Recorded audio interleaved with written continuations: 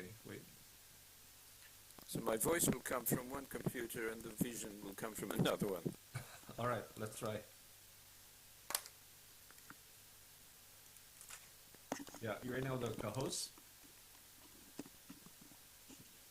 as well.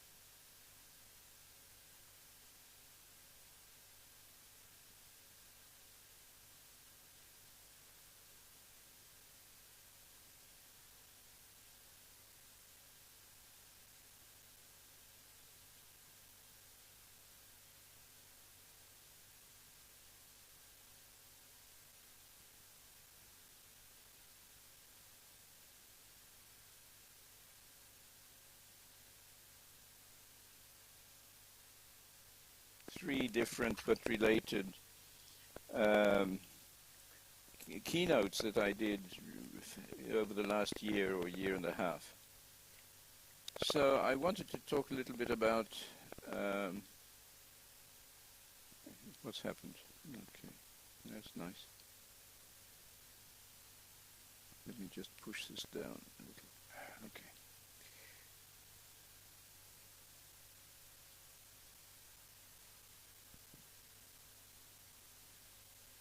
Sorry, I'm having problems with my multiple keyboards.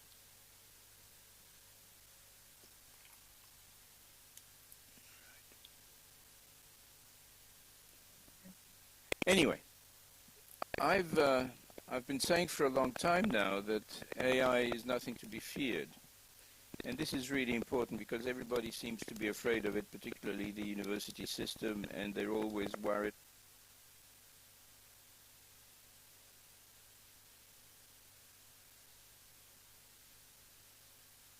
Grades and so on.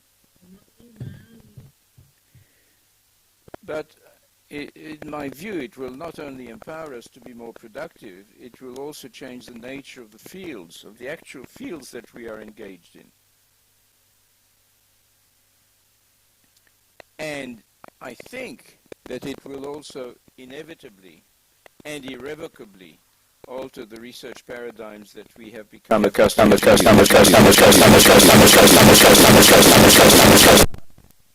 Okay, I'm getting echoes from everywhere. Is that me or you? I think that's you, Andrew. Yeah. And you think it's me? Yeah. All right. But now it's gone. Now it's gone. Okay. Let's see how it works out.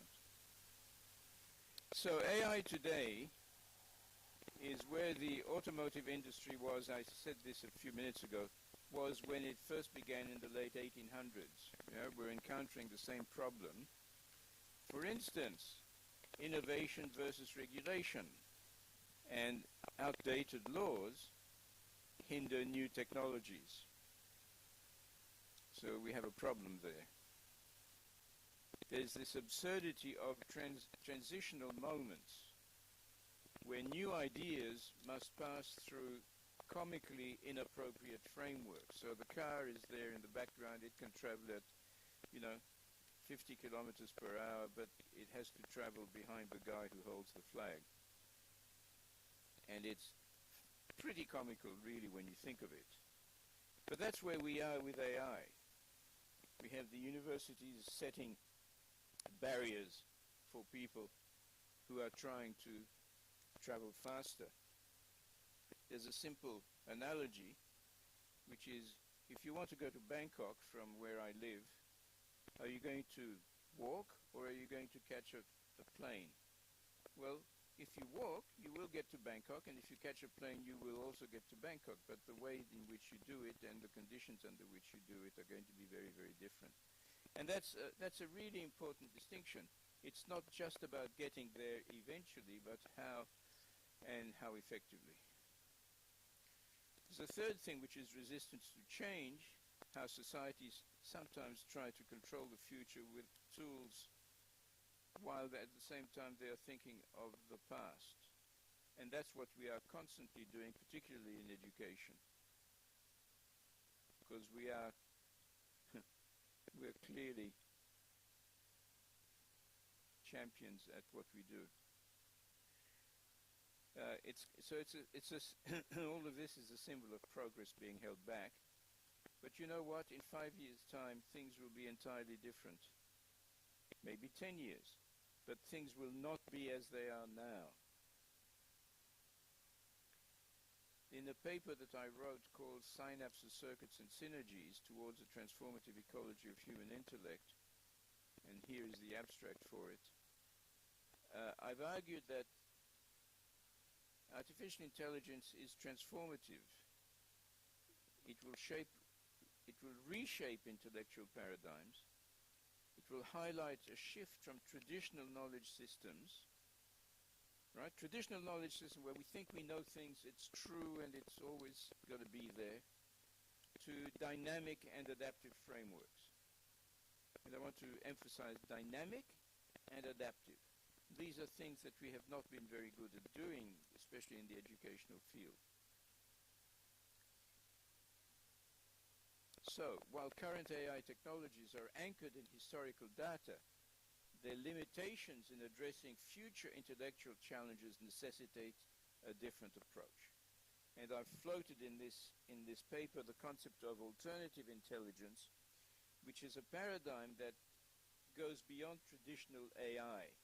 It is a synergy and a collection and a connection between machines and people, humans and people. And that's going to be the way of the future, I think. I think it's inevitable. At the moment, everybody, especially in the academic world, wants us to take everything out of inside our heads. And it's got to be inside our heads in order to be genuine, and in order to be real, and in order to be valuable. And if we get information from elsewhere, then we are cheating. But the reality is that we have always had information from somewhere else. We've always had people as helpers. We've had books. We've had, in more recent times, videos and other media which help us understand what we're doing. And all of that tells us that AI actually is nothing new. It just does some things better. Well, what are some of the things that I think it does better? First of all, it knows more than we do, in the sense that it has access to more stories, more texts about stuff, whatever the stuff is. Secondly, it can bring these things together in a way that I could not do, because I don't know everything and I don't have the resources to bring in hundreds or thousands or millions of pieces of information in order to create a coherent story. And it does that, and it does that very well. And just as an example, some of you may know that I've been working on a theory of learning and a theory of knowledge for a long time. And I asked ChatGPT to analyze my work and to compare it with the works of others. And it came up with a comparison between what it calls lion constructivism and Piaget, Brunner, and these other guys. So all of the different kinds of constructivism.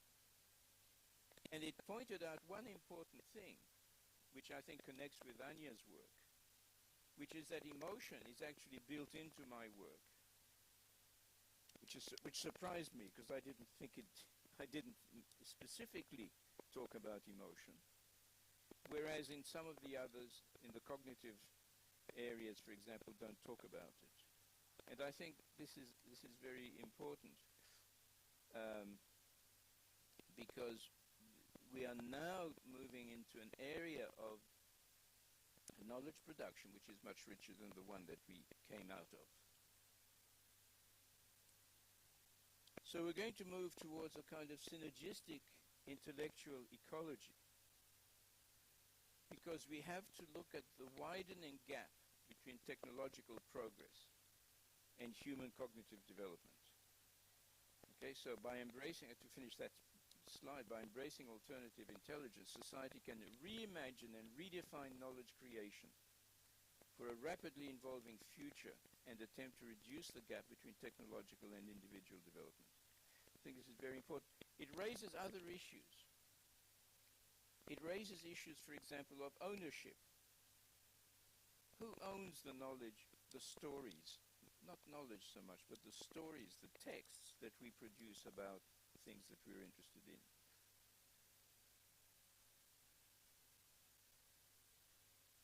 Remember that life is built on things like, producing an article, getting it published, you get stars for it, you get promotion for it.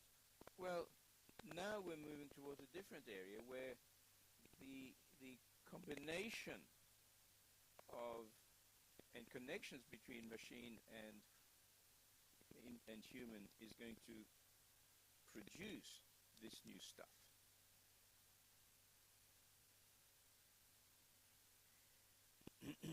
I further argued that current AI marks a transformative shift across all knowledge domains, okay, and that alternative intelligence is necessary to adapt to future challenges. And it's synergy that we need to think about. But we also have to think about the future. And yes, we need to worry about ethics. We need to worry about all of those things that Lala mentioned. But at the same time, we should find solutions for these ethical issues and not use them as barriers for future development. And the fact is that, yes, we can say future development needs to be controlled and so on and so forth. But you know what? It will happen anyway. So currently, here's some things. Traditional education tends to punish AI use. Even though, ironically, in text generation, support for improving text has always existed. We were always told in the past, use a native speaker. Get your thesis proofread by a native speaker. We have these days, we have Grammarly.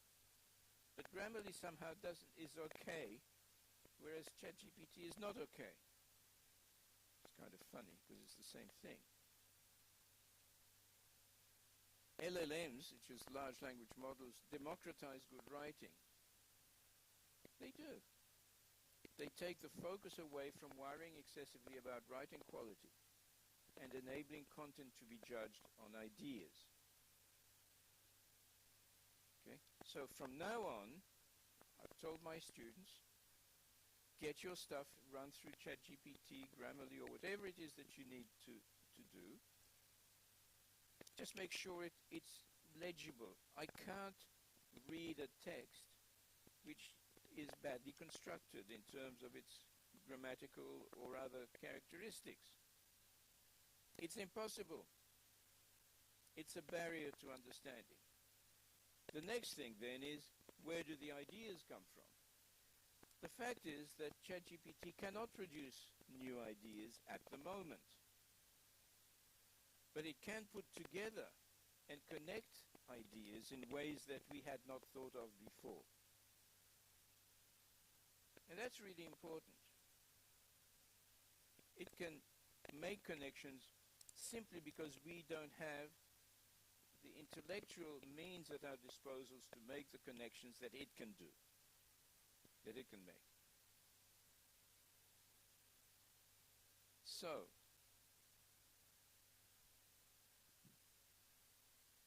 for instance, in my case, having seen that my constructivism, some people would say I don't have a constructivism perspective,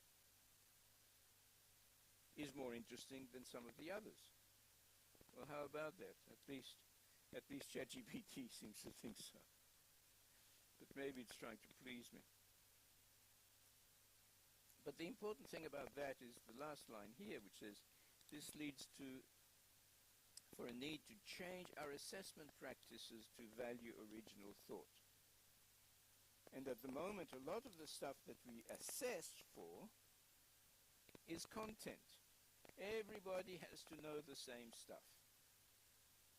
And in some areas, that's important. So if you're a computer programmer, you don't have the freedom to program in a different way, because at the moment, computer languages are codified very strictly.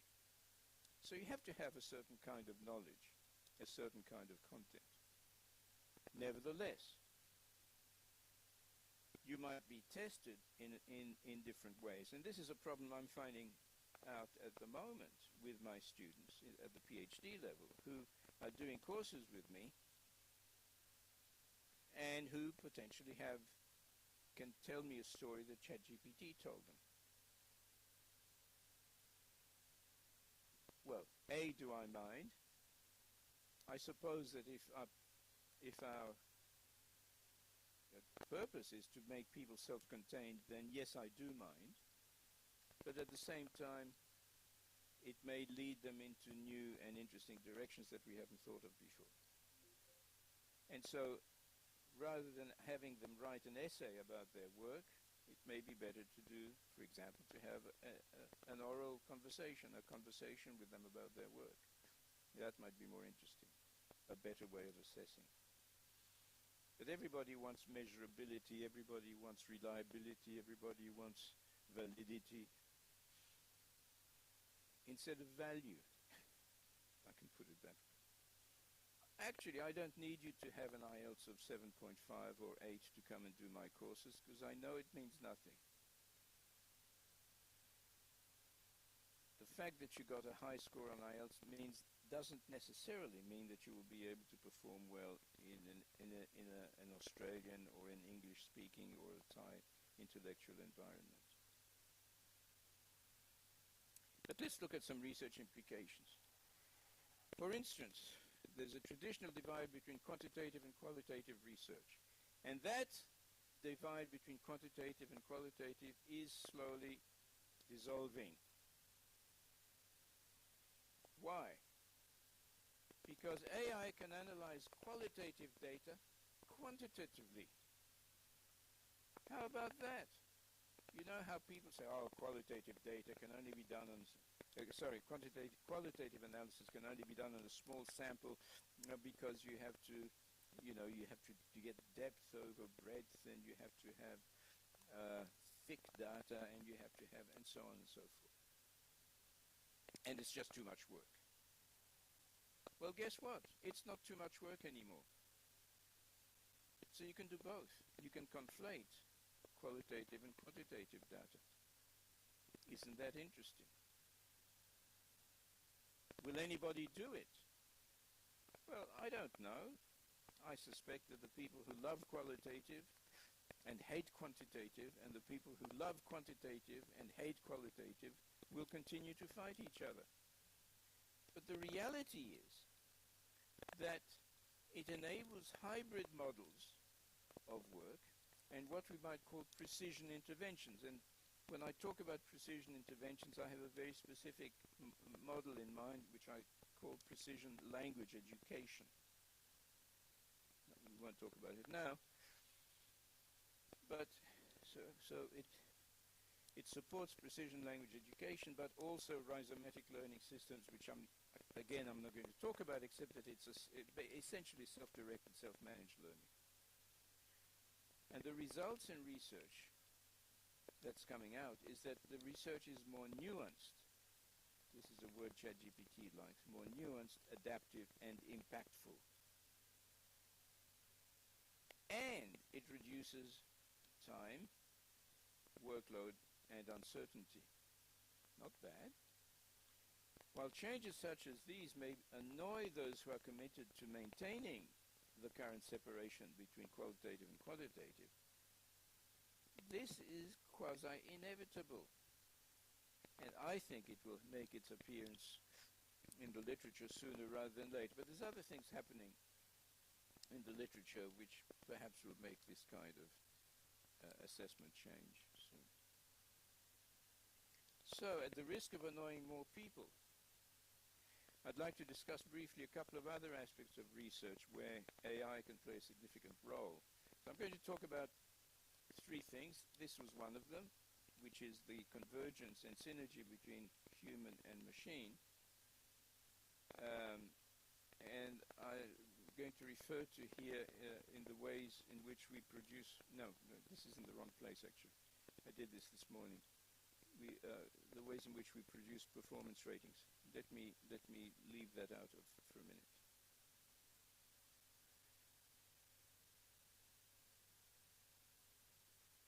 So I want to move on to this one here. Question to everybody.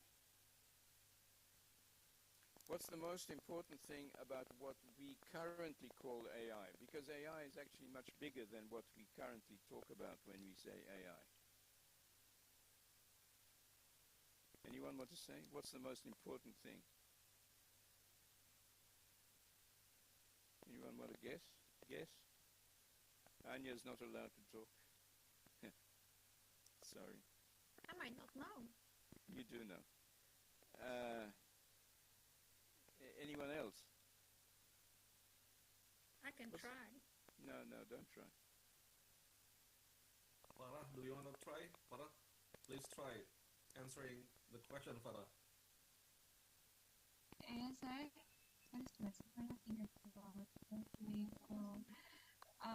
Professor Andrew, I guess that the most important thing about what we call AI right now is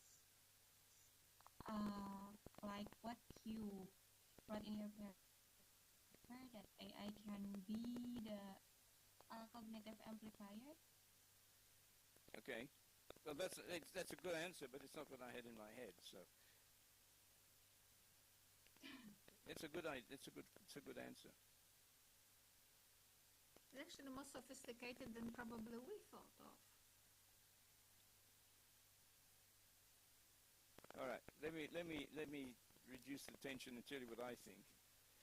It's the fact that LLMs can understand us.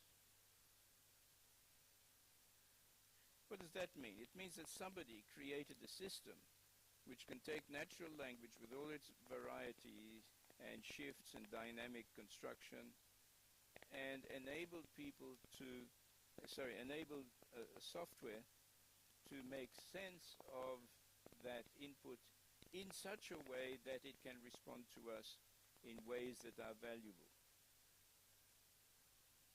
It can have a conversation with us. Not just a fixed conversation with keywords and so on, like, I don't know if you've heard of ELIZA, E-L-I-Z-A. ELIZA was the first, let's call it, conversation piece of software written by Joseph Weizenbaum long time ago. And it could pretend to have a conversation with you. But it was only a pretend conversation, whereas this is a real conversation. Can I interrupt at this very moment a little bit? I just wanted to make a point.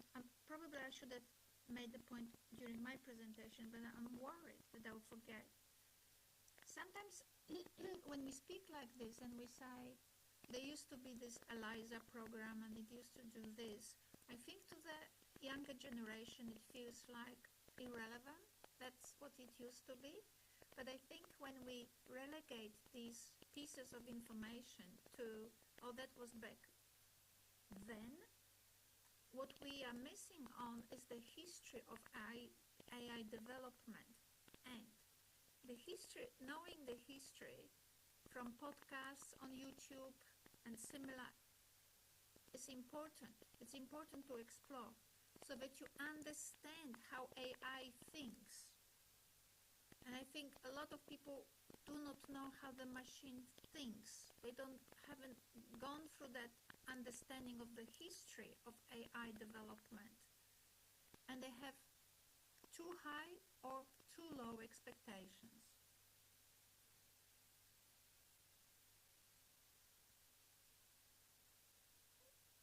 Okay? All right. And that's right. And that's right. That's perfectly right. And when I say things like it understands, I don't mean that it understands like a human understands. But it understands, it is able to take our stories, our texts, and to produce a text back to us which enables us to achieve something new. That's pretty good. I wish my students of English or French or whatever were as good as ChatGPT. Apa tuh ada? Iya, biasanya banyak Bu, lengkap tuh. Bunur mana Ibu Nur? Okay. But let's look at some of the things that it can have a conversation with us about. It remembers things. Right? So it can make a reference back to those things. It connects those things with other statements that I make. That's pretty good. But let me ask. Yes. Somebody. Yeah, please go on. Okay. It remembers contexts. So, for example, I'm having a conversation with ChatGPT at the moment about some computer programming that I may or may not show you soon. But it remembers from conversation to conversation to conversation. It doesn't forget those things, or most of those things. It infers meaning. It doesn't just look at what I say now. It has a different level of understanding from just the plain linguistic input. Which means it's drawing upon all sorts of things. So this comprehension aspect is huge. We finally have a kind of theory of comprehension available to us that we never had before. And we know it works because it works. And I wish my students could understand as well as ChatGPT. And so on and so on and so on. So there are many things. So what can we learn from that?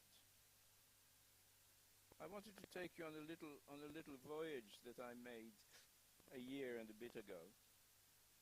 I asked ChatGPT,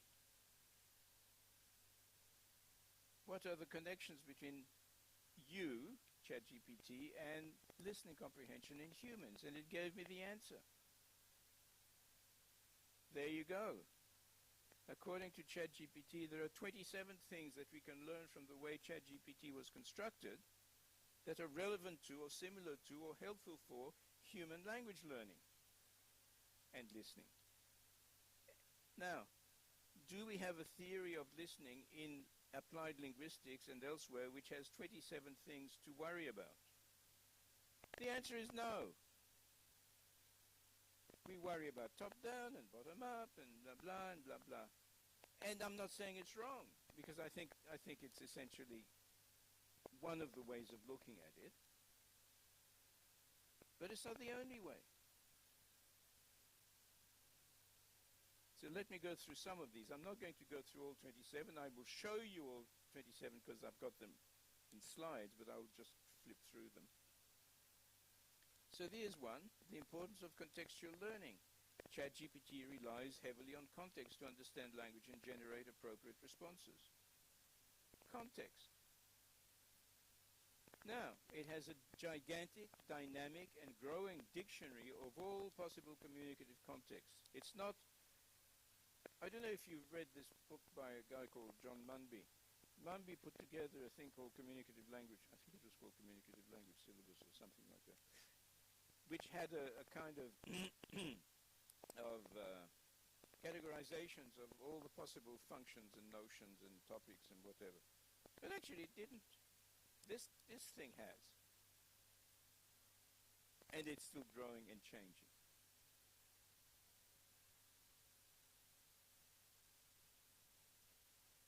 Human learners need to understand language in context rather than isolation. And what do we teach generally? Well, we teach first in isolation and then we extend the context, but it takes a lot of time. Number 2, iterative learning and feedback. ChatGPT improves through iterative learning, constantly refining its output, as do humans. That's what we should be aiming for. Iterative learning. Not chapter 1 of the textbook today and chapter 2 of the textbook tomorrow. So for human learners, regular practice and feedback loops are essential for language proficiency. And we know that. We don't do it because we just are busily doing chapter 1 and chapter 2 of the textbook. You know, we do, just as a favorite example of mine, today we do the present simple and tomorrow we do the present continuous. And by the way, we always do the present simple because it says simple in front of it, but it isn't simple. Maybe we should do present continuous before we do present simple. So what does simple mean? We have all of these stories in our arsenal of terms and vocabulary that we use which have little to do with the realities of the problem. Well, what do we need? We need to make sure that our students engage in continuous practice and we keep revisiting challenging areas. There's one technique called spaced repetition, which is useful. Thirdly, pattern recognition. Pattern recognition. Yeah. ChatGPT is very good at recognizing and generating language patterns, but also other patterns, by the way, which is why ChatGPT can do things not just with language, but also with videos and audio and all sorts of things, music. Human learners should focus in recognizing common sentence structures and intonation patterns in order to generate their own. And I've narrowed it down to common sentence structures and intonation patterns, but it doesn't have to be just that. It extends to everything. Pattern recognition helps in predicting and understanding new language input. Spaced repetition. Let's mention that. ChatGPT's training involves revisiting data in a structured way. Human learners also need to revisit data in a structured way through spaced repetition or whatever. Revisiting learned materials as strategic intervals enhance recall if you are interested in recall. And inevitably we do. And this is consistent with load lightening techniques from things like robotonalism, cognitive load theory. You don't have to believe in either of those things to acknowledge that they talk about this kind of stuff. ChatGPT generates responses by actively engaging with prompts, right? Active engagement and elaboration. What are we doing? Oh, well, we have to interact with each other. Yeah, that's right. Well, we knew that. Human learners should actively engage with new material, ask questions, and make connections. The deeper processing leads to better comprehension and retention. 6.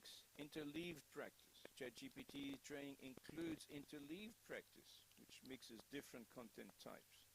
So you don't just focus on this, and then that, and then that. Now we make them into a hybrid. Human learners should also engage in interleaved practice and mix different exercises like speaking, listening, reading, and writing. I mean, this is a parody that I've produced there. It's not just those things, but it's what people expect when you talk about it. This approach builds more flexible and comprehensive language skills. Interleaved practice, again, the ChatGPT itself involves the concept of interleaved practice, which means mixing different types of content and tasks during training. Because ChatGPT is trained. ChatGPT learns. You may not say that it learns like we do, but its software uses new information value in valuable ways. So, there's things like variety in input data. ChatGPT is exposed to a vast range of text from different sources, including books, articles, websites, and more. These texts cover various topics, genres, and writing styles. The interleaving of different content types like narrative, dialogue, instructions, and technical text ensures that the model learns to handle diverse language structures and contexts. Task diversity, another thing that we should be teaching in our classes. The model is trained on a mixture of tasks, such as translation, summarization, question answering, text completion, and so on. And this fits in with today's trends of translanguaging and so on. Interleaved practice helps model avoid overfitting to a specific task and instead becomes more flexible. More on interleaved practice. Contextual understanding. Constantly switching between different types of content and tasks, the model learns to adapt to varying contexts quickly. Like humans need to do, right? Improved learning efficiency. Interleaved practice is known to improve learning efficiency because it forces the model to continuously retrieve and apply knowledge in different contexts. And we do that. In summary, ChatGPT's training leverages interleaved practice by exposing the model to a wide range of content types and tasks, allowing it to develop robust language capabilities that are adaptable and contextually aware. Here we go, use of multimodal inputs. ChatGPT has an interest in integrating multiple forms of data. Human learners can benefit from combining audio, visual, and kinesthetic inputs like Lala's research and Lukman's research in writing, which involved all of these things. Multimodal learning enhances language acquisition and comprehension. We've known this for a while now. It's not new, but it's built into ChatGPT. And the interesting thing is that ChatGPT is trained on diverse data sets. It's not like corpus linguistics. It is not like corpus linguistics. When you ask ChatGPT, what corpora do you use? It says, I don't have any corpora. I just use everything. Human learners should also be exposed to a wide range of language sources. How about collaborative learning? Everybody loves collaborative learning. Oh, we'll put it in pairs. And you will learn by magic. You will learn using the sociocultural model that Vygotsky contributed to. Good luck. ChatGPT models can collaborate with other models. Interesting. Human learners can benefit from working with peers to discuss and solve language problems. Yes, they can, but be careful about how you do that. Collaborative learning leads to deeper understanding. Yes, it can. And be careful. I'm not going to go through all of this, but here are some instances of how ChatGPT collaborates with other models. Have a quick look. Now, I want to say something about collaborative learning. Well, I will in a minute. So there's some more stuff on collaboration.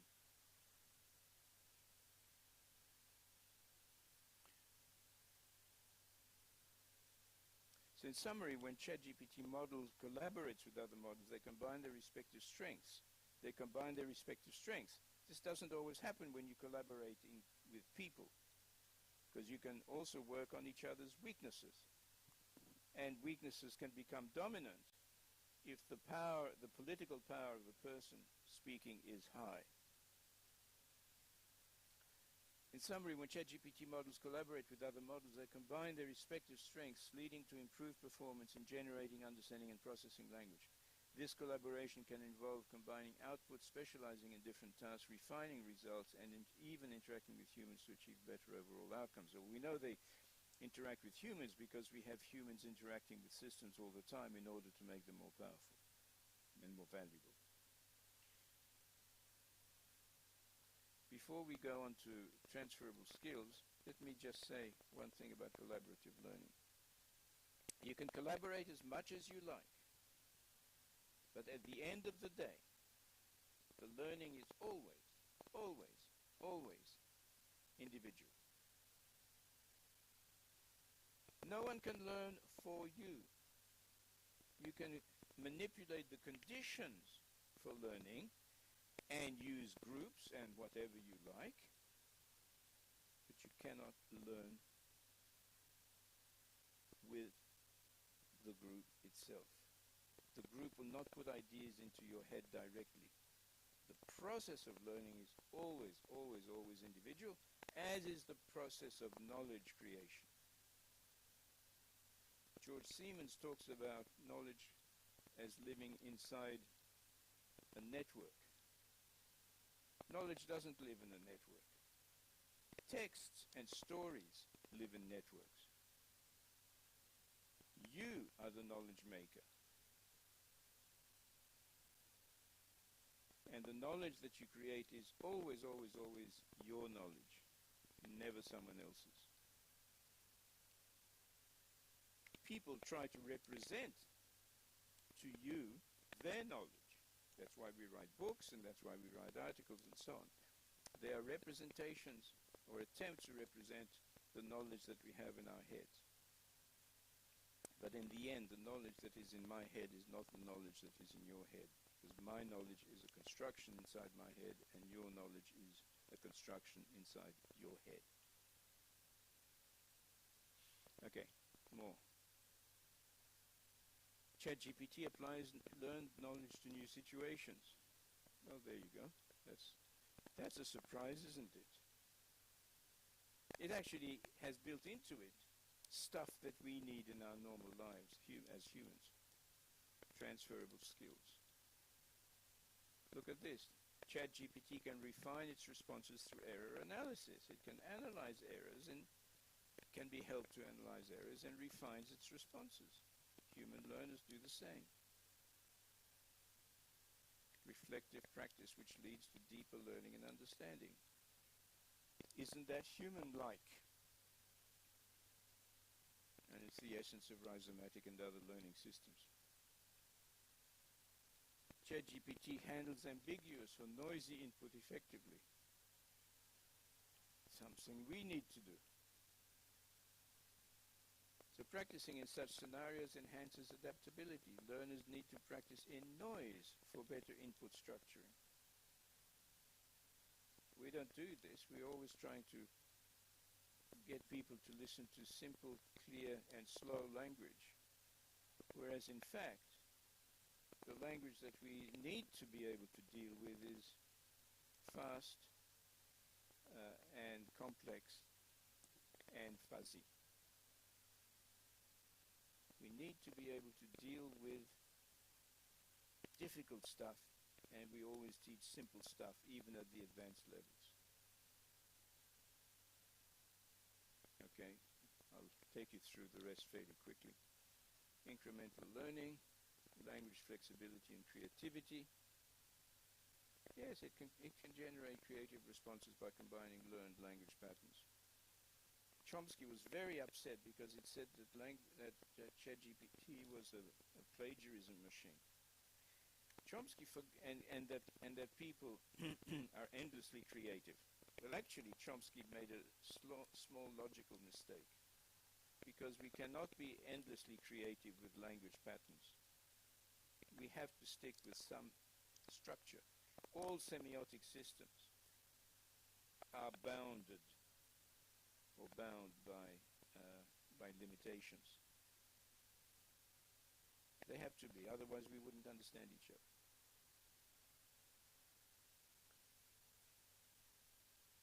Transfer learning. You've got to apply knowledge from one domain to another. Understanding implicit biases. ChatGPT reveals how AI models can inherit biases from training data. Of course, but so are humans. Even more than ChatGPT, perhaps. Personalization and adaptive learning.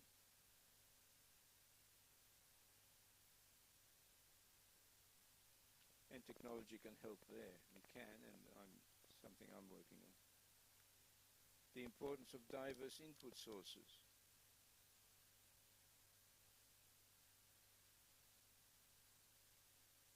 ChatGPT develops an intuitive, now this is very interesting. ChatGPT develops an intuitive grasp of learning through vast data exposure. Vast data exposure. You begin to develop an intuition.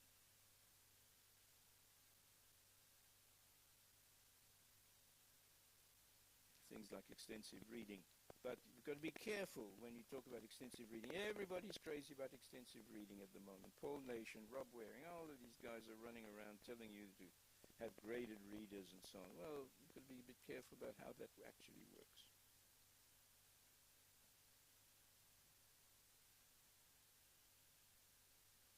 ChatGPT uses attention mechanisms. Human learners should focus attention on key language elements like stressed syllables.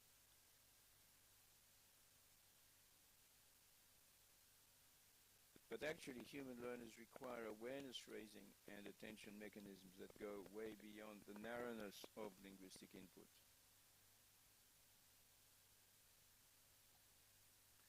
ChatGPT learns from patterns. Human learners too. How do you do it? Handle ambiguity with probabilistic thinking. That's a good idea. Why don't we do enough more of that somehow?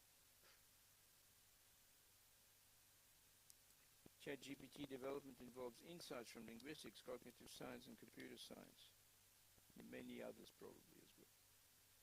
Human language learners and educators should draw on cross-disciplinary insights. Do we do anything of any of that? Well, no. In general, we don't. We worry about linguistics a lot more than we worry about neuroscience. ChatGPT learns implicitly from exposure rather than explicit instruction.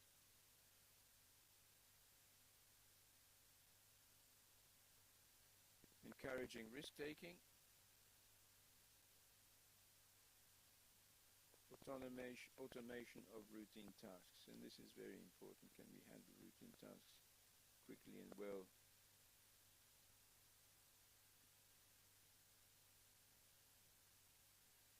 Iterative improvement through fine-tuning. So what do we notice? First of all, it's not entirely true that ChatGPT's processes do not mirror human learning processes. They actually do mirror human learning processes. It provides us actually with a wonderfully complete checklist of aspects of language learning that deserve our attention.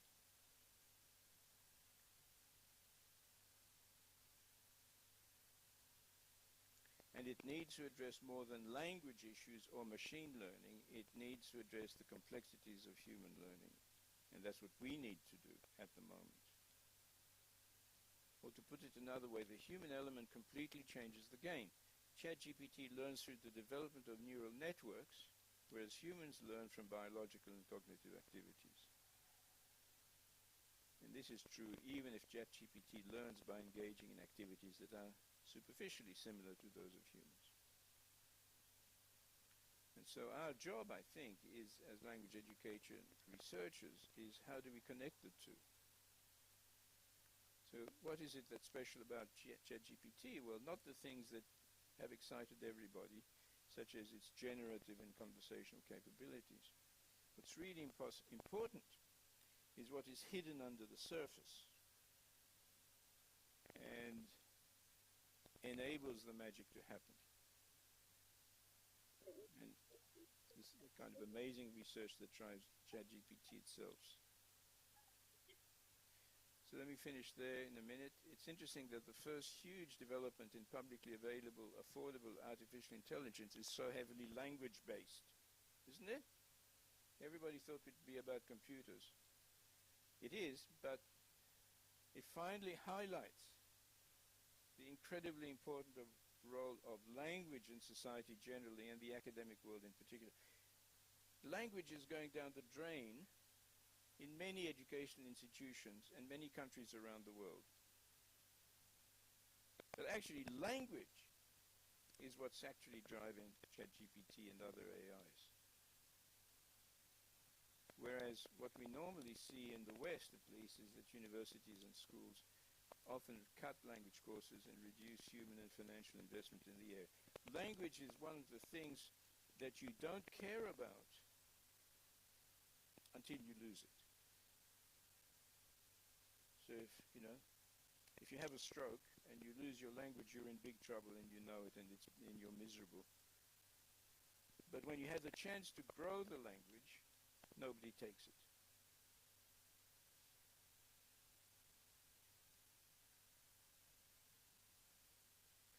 So I just wanted to talk about one more thing, and I'll talk briefly about it. I'll talk about rating, or the use of raters, which is a couple of slides that I inserted too early before. As an example, I will use the rating of fluency. So we've seen language from we've seen AI and ChatGPT from the point of view of the development of progress and the need for synergy. We've seen ChatGPT in terms of a specific example of its connection with human learning, which was listening comprehension. And now I want you to look at it as a tool for research and for doing things. And I want to raise the issue of one specific area that Anya and I have been working on, and one of our students at CDU has been working on, which is the use of ChatGPT to rate fluency.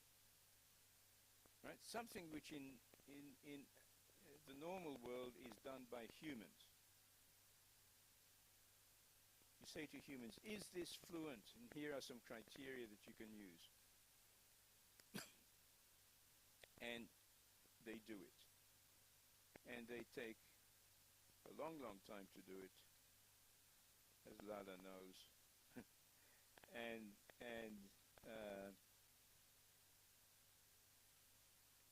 well, I'll talk about that in a minute. So here you can see human raters. They sit there and they are not very happy. They're because they have to do a couple of things. They have to rate, and the rating has to be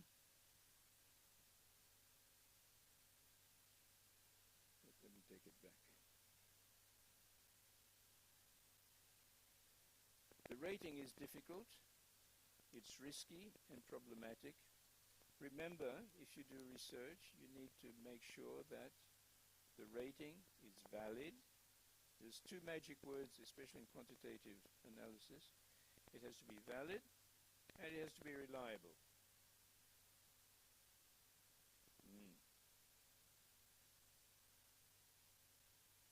Why do they look so sad? Well, here are some known issues with human raters.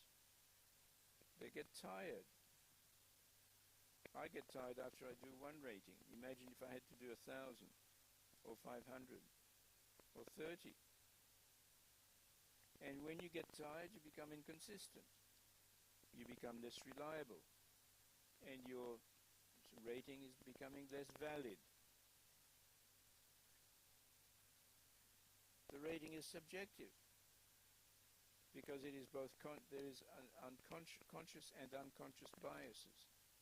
So, for example, if you did not take care to have proper blind ratings, you may be biased towards the experimental groups that you are working with rather than the control groups, because the experimental groups are typically supposed to be more advanced or more interesting. It's costly. You've got to pay these guys something. And typically we underpay them. And we need complex anonymization and randomization to produce blind ratings.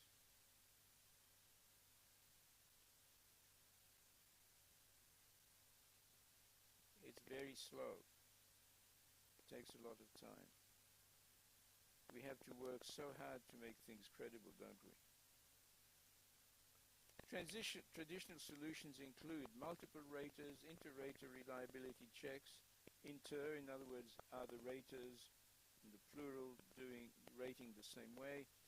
And are you rating the same way yourself? Intra-rater reliability, rater training, anonymizing and randomizing. Is it scalable? Is there a risk of drift? And you can't eliminate the slowness. Reliability poses a particularly thorny problem. Now there's a new possibility. Okay, so what if your raters never get tired? Never drifted? Always had the same criteria. Never guessed what you were hoping for? Was totally unbiased, doesn't give a damn. Because it's not human. Always justifies its scores transparently. It says, I did this because of that. And doesn't get tired of writing it out. It actually does it instantly. And therefore is entirely trustworthy within the parameters that you set for it. And produce the results rapidly. How about that? 500 in a day or less. And it can function day or night. And cost nothing. How about that? It means that you could proceed with your data analysis immediately. There's no waiting for the post-test before analyzing the pre-test in blind ratings, because it doesn't care whether, you're not going to tell it whether it's a pre-test or a post-test. It will not know in any way. If you're worried, you can anonymize it for the GPT as well. You just say, rate this. You don't say, this is a pre-test. You just say, rate this. There's no need to hide identities, because it doesn't care about identities. It doesn't remember identities. You could do direct pre-test and post-test comparisons of the same person to perform fast, reliable, and unbiased change score analysis. Change score analysis is something we don't do enough of, and change score analysis is interesting because it shows you the progress of individuals. Well, it's possible to do this with fluency ratings by ChatGPT. Here are some key fluency measures: acoustic analysis, speech rate, syllables per second, total syllables divided by time, articulation rate, mean length of run, pause frequency and duration, pitch range, stress and rhythm features, and the movement of the fundamental frequency of the voice which carries intonation. Here's some references. Advantages of acoustic analysis is that it provides objective and replicable data, captures fine-grained temporal and pitch details, grounded in empirical phonetic research, detects features not reliably heard by humans. Not bad.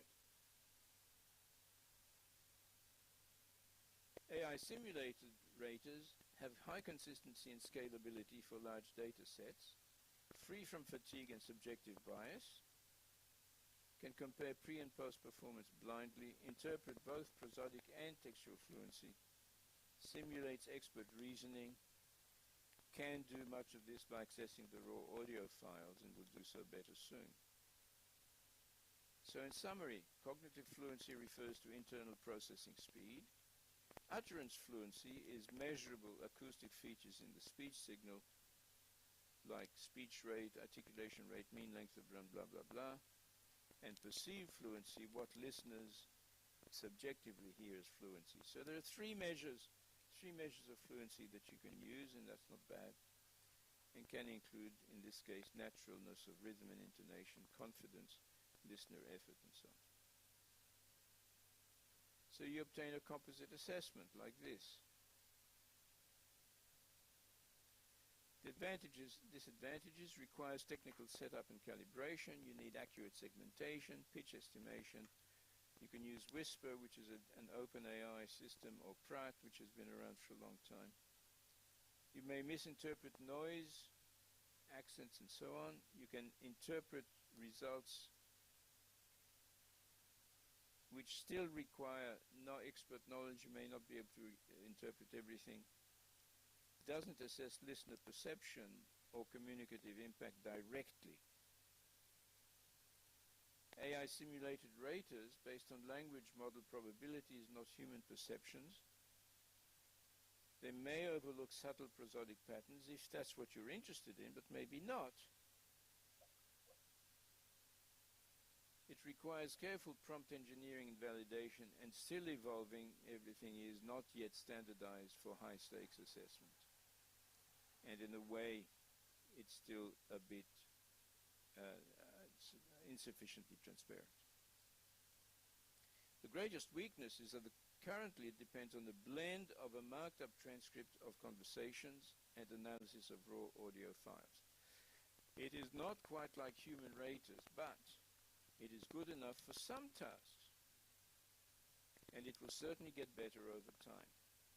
So here's a couple of examples. Here are some examples of fluent speech and disfluent speech.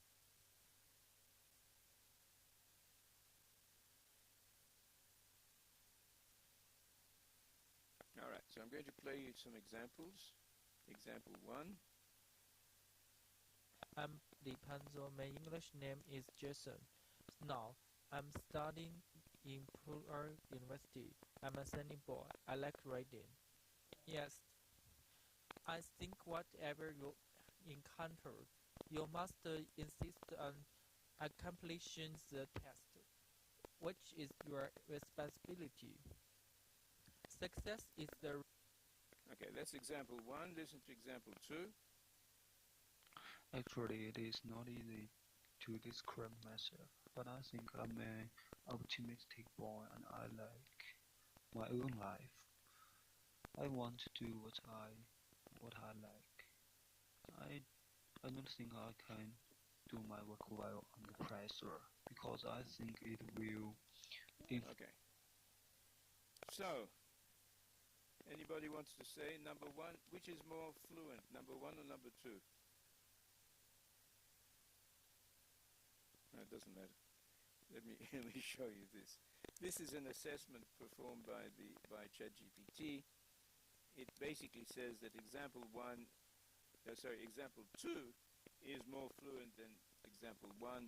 And here, if you look at it, it says that the CEFR score, it gave it a CEFR score. The first example 1 gave B1 minus, and the second one was given B1 plus.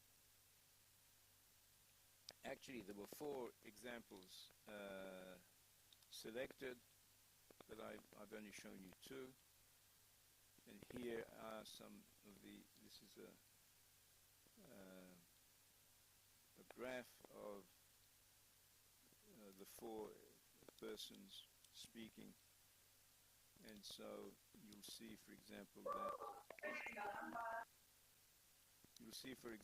that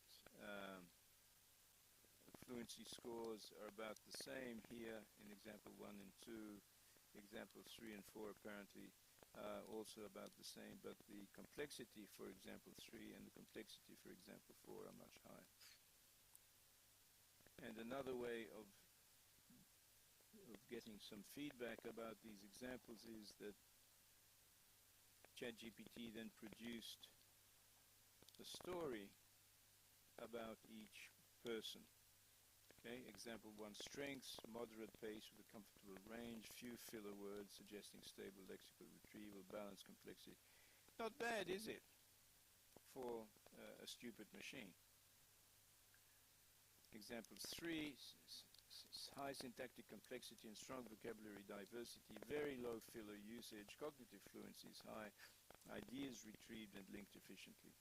Weaknesses, very fast paced, doesn't like fast pacing, so I've had to train it and tell it what is acceptable or not, and so on. So it gives you a summary and recommendations, comparative observations. Speed control is the main issue for 3 and 4. Prosody is the shared area for improvement.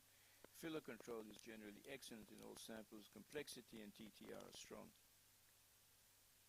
Recommendations, it gives you some recommendations which you may or may not agree with. I don't necessarily agree with what it says, but at least it's doing that. It's So obviously these have to be adjusted, focused, better made, more explicit, but it's not too bad. And it saves you a huge amount of time in doing your research. So we can also use these systems as an aid to performance assessment, even in formal tests such as IELTS, TOEIC, etc. And the provision of feedback to students in self-managed or classroom-based environments. I mean, that's really important so that the student can say, I wonder if I'm getting better at fluency. And then goes to the ChatGPT and says, blah, blah, blah, blah, blah, blah, how fluent was that? And ChatGPT will tell it. And all within transparent and accountable frameworks. And that means ethical frameworks. It's accountable. It tells you what went right and what went wrong. And so before concluding, let me remind you of the fragility of our situation in the ELT world at the moment. Look at this. These are the results of the EF proficiency bands for selected countries from 2013 to 2024. You probably can't see it here, but only very few people, you might see it here. Sorry, let me take it back. Very few people have very high scores, like the Philippines have high scores. But most people are down here in the moderate level, low level, very low level, and Indonesia is in the moderate and low level for English language proficiency on the EF proficiency scale. And the same thing for English and proficiency test scores. Notice that there has been no progress over the last 10, 15, 12 years. Zero progress. It's flatlining. See the flat lines?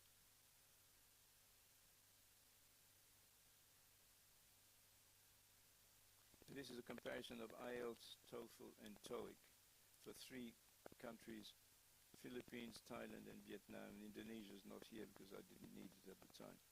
But they're all flatlining. So how good are we at teaching English?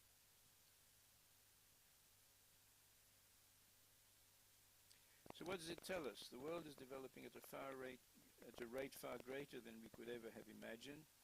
AI is a great help. It's also a great adjuvant. An adjuvant is something which stimulates and encourages creating new solutions for problems. Are the solutions that I've been talking about perfect? No.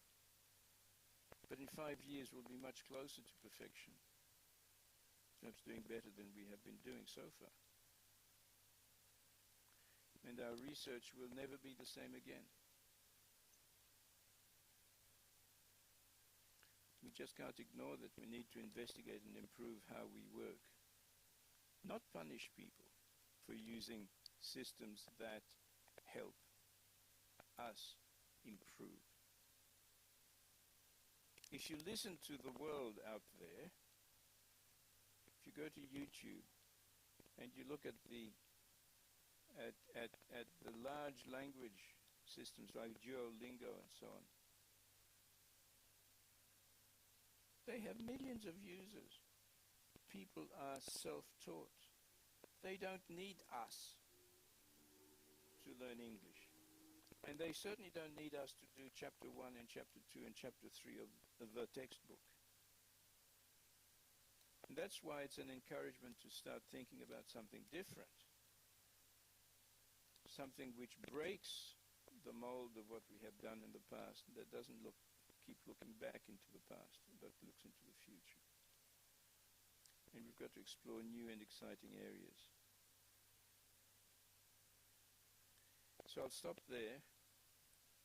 I didn't think I was going to talk as long as this, but anyway, I did. Sorry. Oh, thank you, Andrew. That was a very powerful and most inspiring message that you delivered. So I think you have shared with us one of the most imaginative ideas about the use of AI, and it gives us a very clear direction on how we can learn and teach English language here. All right, so Anya, now it's your turn. I'm really inspired by Andrew. Yeah, I joined a lot of Thank you. webinars on AI, but not as imaginative as what Andrew has taught us this morning. Thank you so much. Anya, yeah, the show is yours now. I'm just trying to share it first.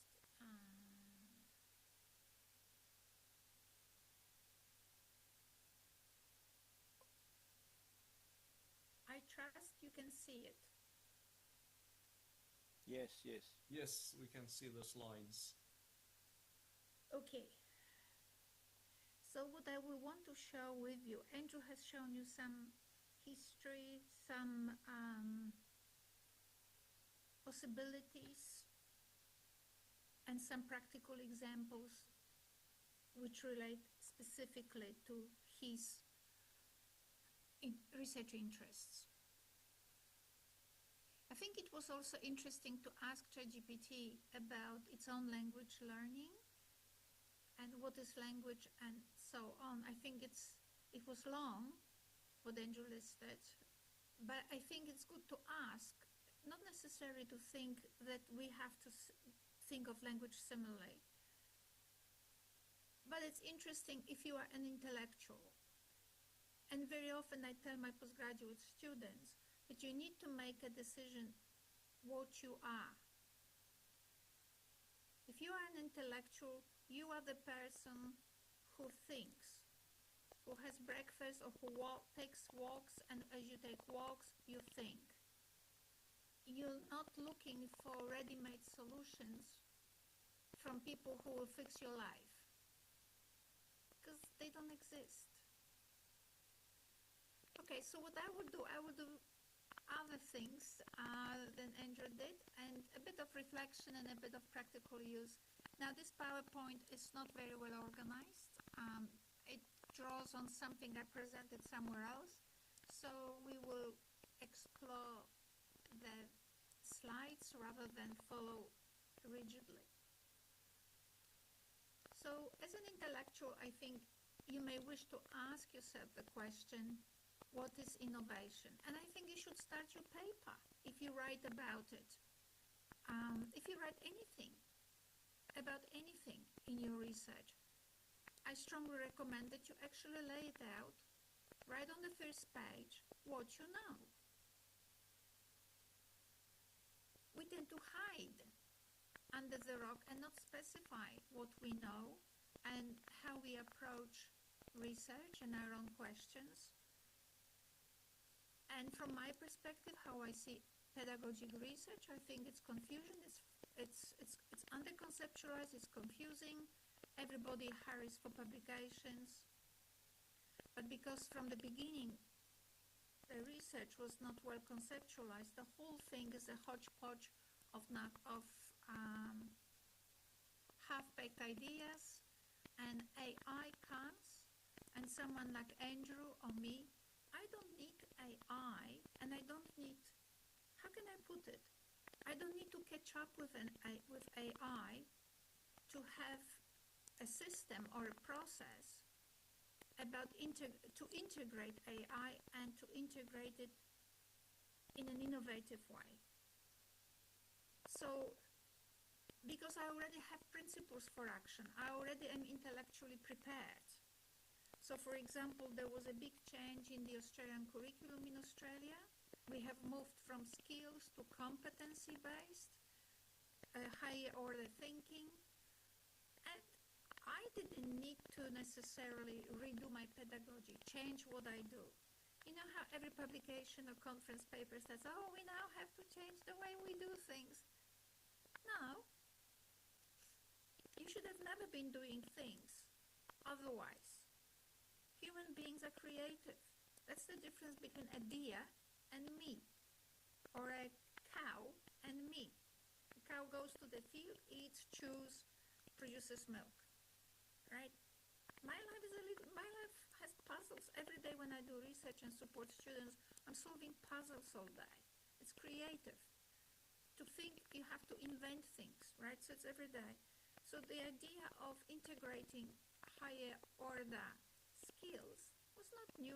I waited for it. I was very and honestly, even if they weren't specifically stated in the Australian national curriculum, I was still telling my teachers to do that. Right? So it's a matter how I was interpreting former curricula in Australia. So innovation, state what you are doing, state how you understand your research or the purpose of your research in the global scheme of things. Is this an innovation? Is this a replica? Why would you do a replica study? Right? I'm not saying that doing replica is not necessarily a good thing. It is a great thing, but you need to state it. And why are you doing innovation? What's innovation? What do you expect? And why should it work? And what it will change if it doesn't work? State it. We just hurry with this text. And what does it take to innovate? So I think that in this presentation today, I will focus on two different types of innovations. And you can see that AI, as Andrew described it today, has both of them. It was a conceptual innovation, but it was also a technical innovation. And what you may not know is that people had been working on developing AI for the last 60 years, I think. No, 80 years. Since the Second World War. 80 years. But they couldn't crack it. Why? Because they were thinking exactly how teachers think.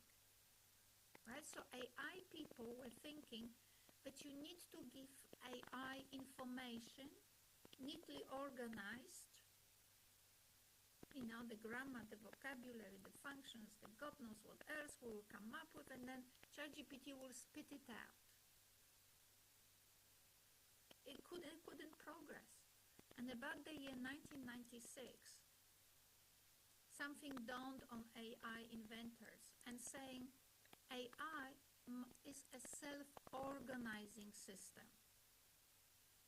It can learn, but you cannot teach it. Right? So now you have to find a way to enable AI learn without reducing the learning to your understanding what AI needs to know.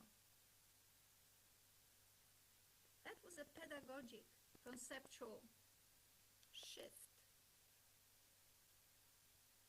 And that's why AI is so cute, so good, so helpful, because it has a self-learning processes underneath it.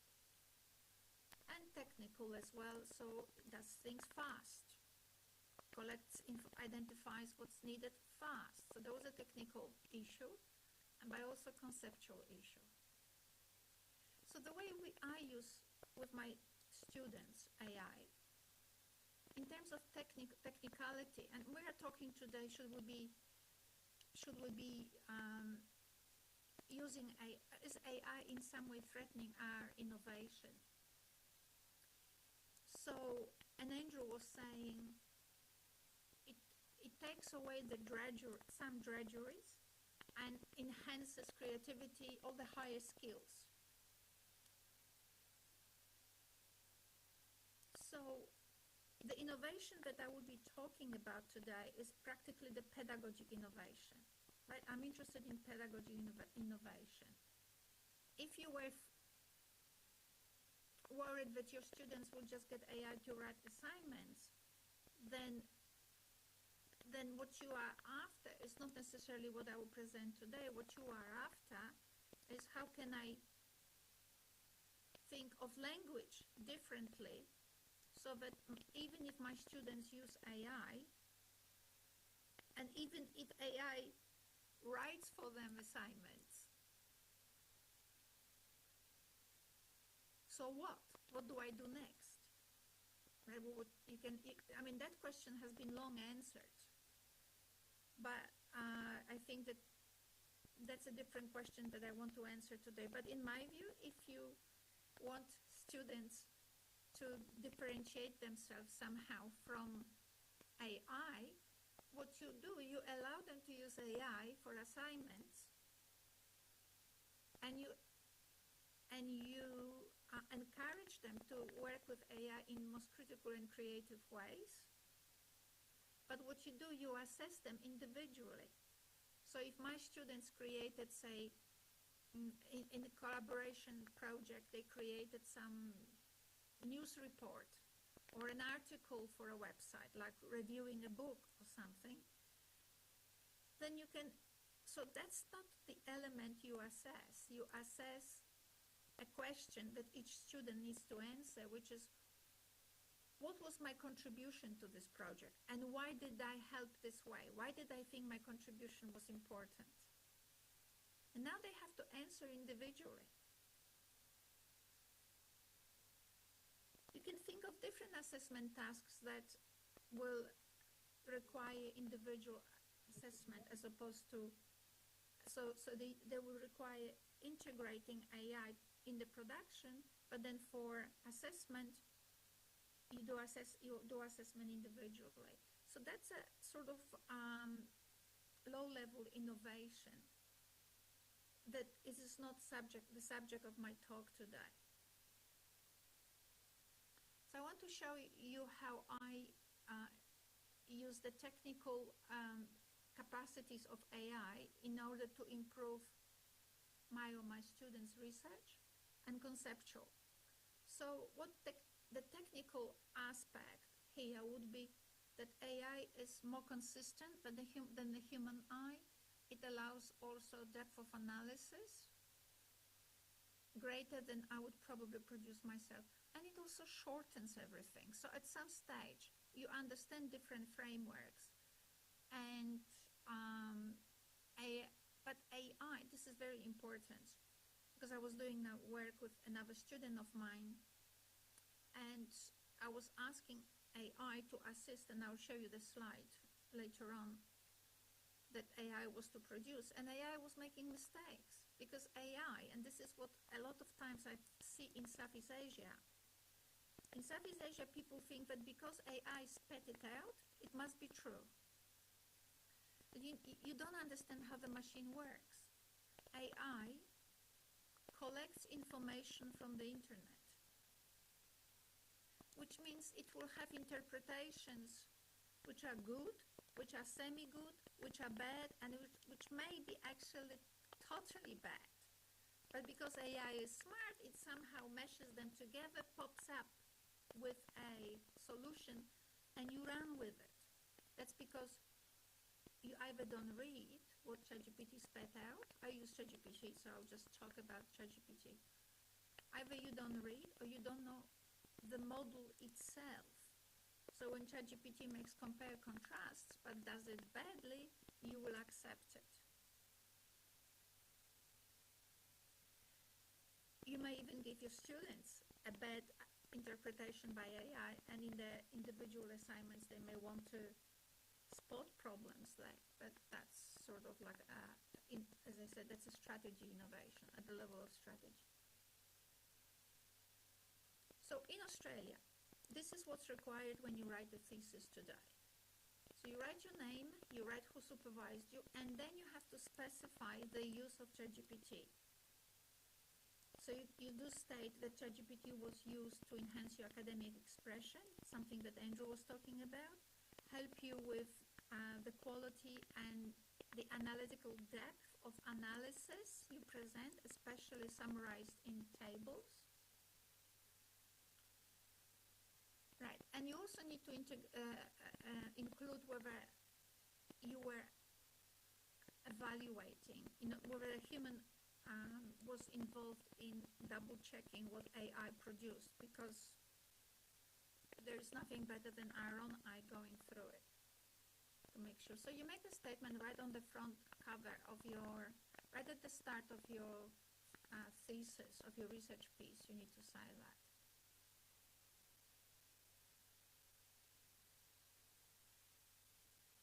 So I will show you, so for example, when my students do literature review, what they do, design a matrix. Okay.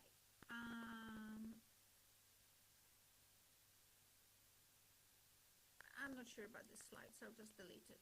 Right? Okay. So let's have a look. So that was a student who finished his thesis, I think, a few months ago, and she was doing a literature review, right? So what does the literature review involve? So you have to scope perspective on an issue of learning, language, anything involved with dyslexia and reading, not necessarily in connection with dyslexia, but dyslexia and reading itself, right? So let's assume she's collected research literature from, say, 5 areas.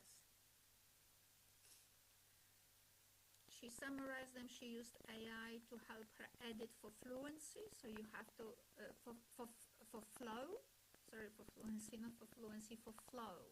So you say to ChatGPT, could you please make sure that the paragraphs flow, that they are well focused, and ChatGPT will edit. So it's not just edit for grammar, which is one way, but sometimes ensure that they are that the paragraphs flow from one another, that they are well focused on this and that particular issue. So we did that, and what we ended up with, so this is about using AI as a technical tool.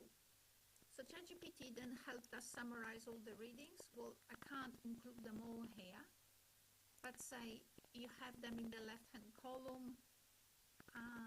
Then in the middle you have an explanation by ChatGPT what these different papers were dealing with and what pedagogical implications they came up with.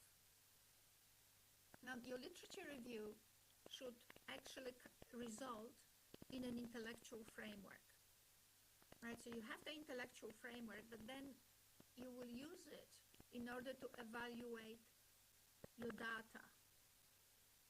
This is not an intellectual framework, what you see. This is just a simple summary of readings, but from 3 different perspectives: who, what they targeted, and what pedagogical implications they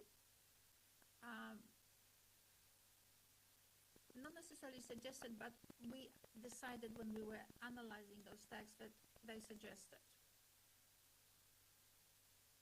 And then you can do another thing, which is remove all these authors, and you can ask about what insights emerge from this literature review, and what is in terms of pedagogy, what relevance do they have. And now, beautifully, we have a framework for analyzing whatever data we have identified for ourselves, right? And you can do it depending what's your data. Your ChatGPT can, depending what's your data, your ChatGPT may be able to you feed the data, and ChatGPT just has this table, which it created itself, and will analyze the data within, depending how big is your data, but within a day, following this framework. Now, that really cuts down the time that some students, not my students have experience with me, and the whole thing takes very short time, because that's how we always set up the studies, so that the data analysis doesn't take 2 years. But usually it will take 5 days, 7 days. This is done in 1 day. You have a framework, then you process the data through this framework, and ChatGPT will beautifully present it. So that's very helpful. And ChatGPT, you obviously, when you do the construct this framework, you do have to assess with ChatGPT, you have to verify whether ChatGPT got the framework right in relation to your literature review and so on. But once you settle on the framework, it's a huge help in data analysis.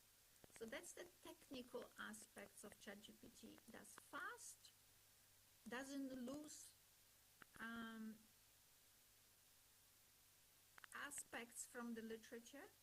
So if the literature was talking about this, this, and that, it doesn't lose these different concepts, which you may, because we're human, and will organize them beautifully, may come up as a result with these beautiful ways these beautiful ways of actually developing pedagogical implications. You still check, double check. You spend a little bit of time to make sure that ChatGPT got it all right. And now you have a framework through which you churn all your data. Beautiful. Let me have a look what I've done next. I want to show you some other things quickly, so let's see what's here. Okay, so we did that.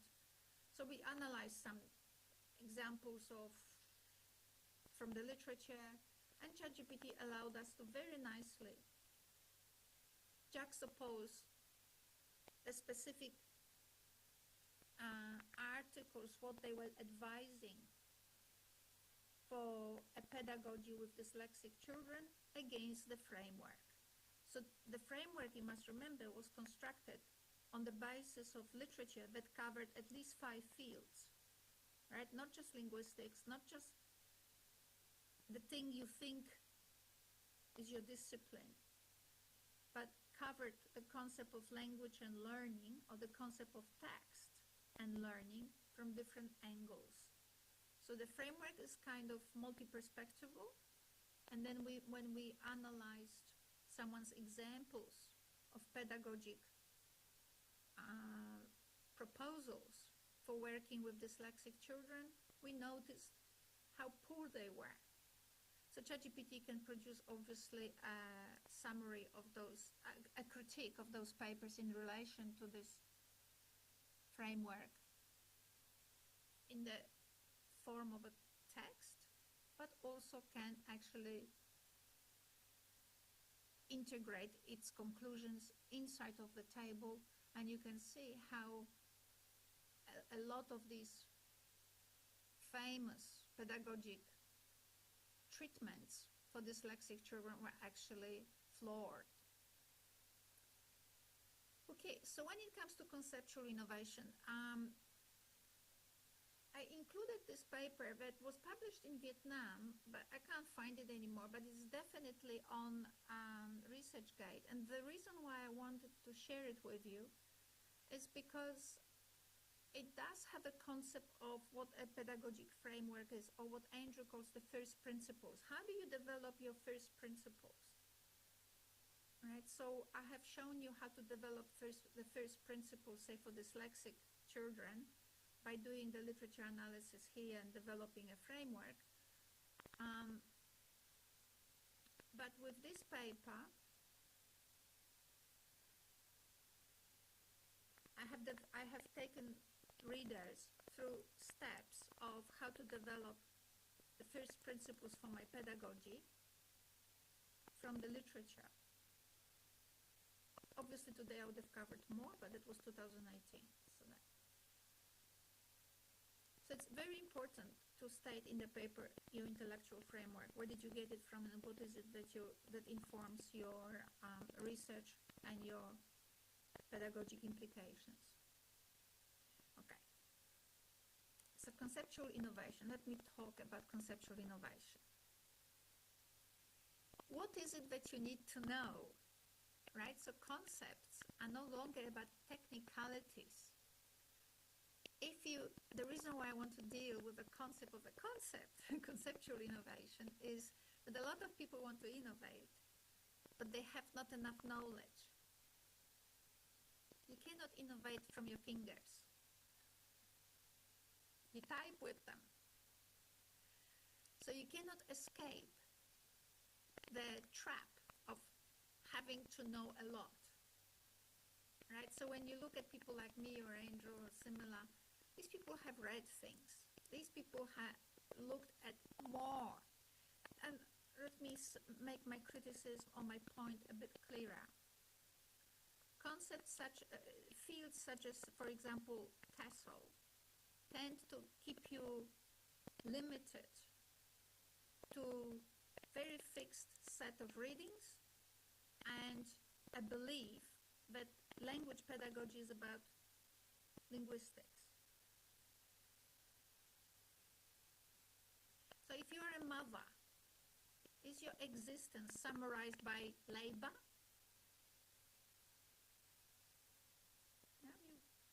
As a mother, you have to give birth. So are you as a mother, can you be reduced to something like labor. To be mother, you have to have a personality, you have to have some knowledge about child raising, you have to also have a knowledge of understanding yourself, understanding that beating up children and screaming at them is not generating peace, it's actually generating more war, right? So how do you diffuse conflict? If you don't have it in your personality, you better learn. So there's many things, and on top of it, you are a wife, so you're not just a parent, it's two of you. Right? So how to collaborate with your parents. There's many things that define you as a mother. So the same happens with pedagogy. Linguistics doesn't define TESOL. Hardly.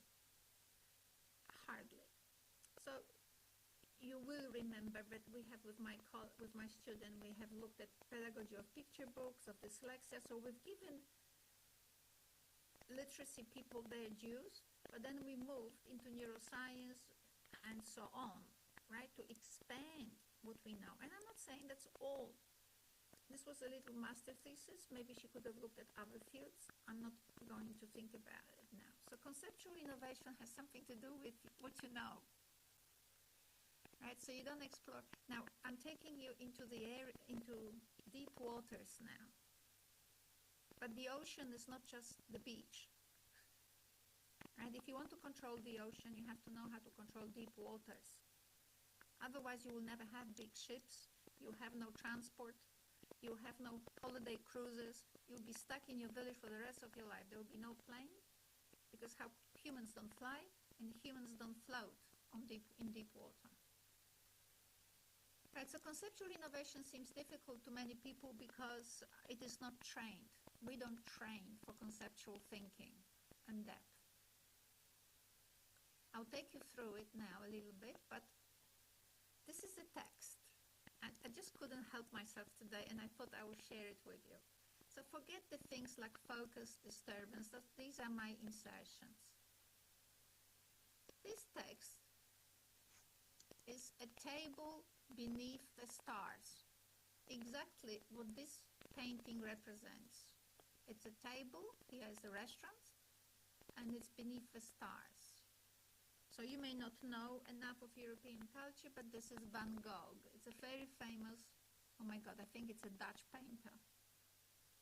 You know, most painters are from France, but I have a feeling that this one is from Holland. A very famous painter, a very famous painting. And here's a story produced about this painting. So a painting can be or an idea that the painter has can be executed in the form of a painting or in the form of a story. So that story was created by AI, by ChatGPT. The question is, how? So however I did that, you pick a famous painting that you know, ask ChatGPT to create the story, and then you can compare qualitatively. So in order to produce an amazing story to reflect the idea that the painting is communicating, it takes more than just asking ChatGPT to do it. It takes conceptual framing. I taught ChatGPT how to think, not what to think. That's a big difference. So ChatGPT knew all of that and a few things more that I will show you later on, and played with it creatively, and then produced this beautiful thing. Right, so how to think, there are particular aesthetic and emotional experiences that texts evoke in us. So I asked ChatGPT to keep it in mind. Keep in mind that that text is an emotional construct. The way I talk to you now, I am imparting to you not just knowledge, but I'm after particular emotional effect in you. I want you to like me, so I'm nice. I'm not yelling at you. I'm not doing this. Right, so there are I have a particular intent, which is emotional intent, which I think is suitable for this kind of a seminar. So there are specific emotional intentions that guide the selection of my words and of my sentences, and there are specific aesthetic principles that organize ideas. And I shared those with ChatGPT, and ChatGPT understood it and then started to be creative and generate stuff. Right? It's interesting. So what happened? I went somewhere and explored particular ideas, developed then the concept of emotion, developed the idea that aesthetic principles can be represented in text, not just in painting, communicated that to ChatGPT, and voila, it created a story, right? So they didn't teach it to be creative, they didn't tell it what to think, just how to think in order for the text to be rich. So I'm not sure whether you will ever look at it. I have this text now on my Facebook, so you can have a look there. So one of the things that Andrew didn't say in his presentation is what's underneath all language pedagogy. Right? All language pedagogy that generates his ideas and generates my ideas. So when we talk about conceptual innovation, one thing that is stable is our understanding of what language is and what it does. Right? So once I know how to think about language, then I will generate things with it.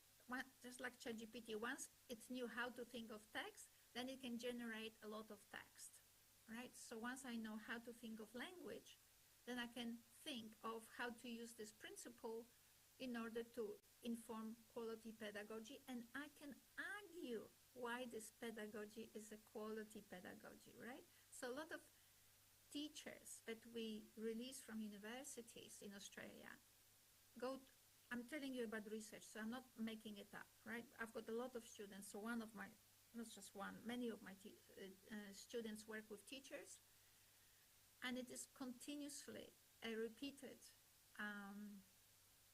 finding that teachers do not know how to talk about their profession, and they cannot defend their own pedagogy. They talk in one sentence, they talk in unrelated ways, they don't focus on how what they do fits with the bigger picture of policies. They just say, oh, today we're doing functions and it was really good and students liked it. Where did you get that from? What makes it relevant? What concept of language was underpinning it? And why is this concept relevant? What makes it important?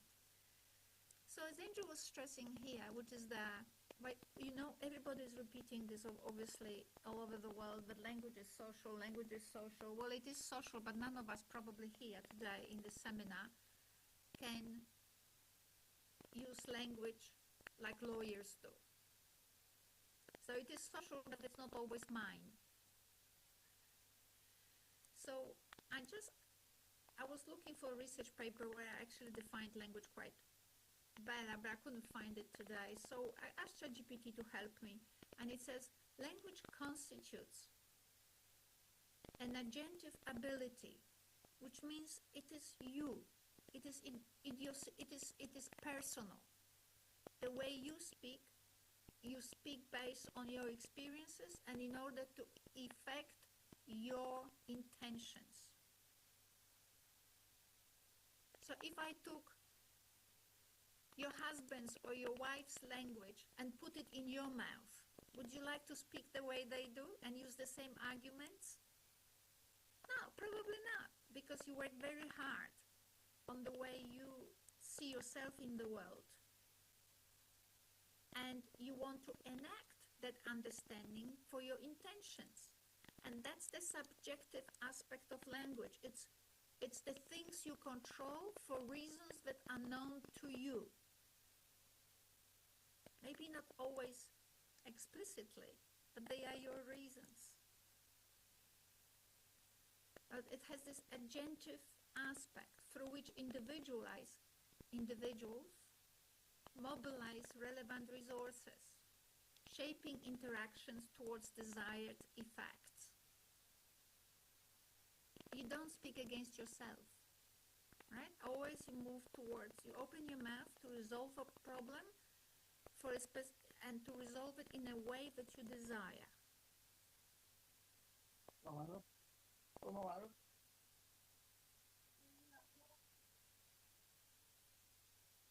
So once I understand that, that's because of my readings, right? So obviously I was a fierce reader, not of Bakhtin so much, although I haven't been a studious student of Bakhtin, but I understand his principles. I was more a student of Pierre Bourdieu, who is a very famous sociologist. And Bakhtin and Bourdieu kind of express, if you ask them, they would be very happy with that definition of language. So once I understand that language has the social and a subjective aspect, social because you are acting on other people, but subjective, you do it your way for your intentions. Then the reading for emotion, which model that Lala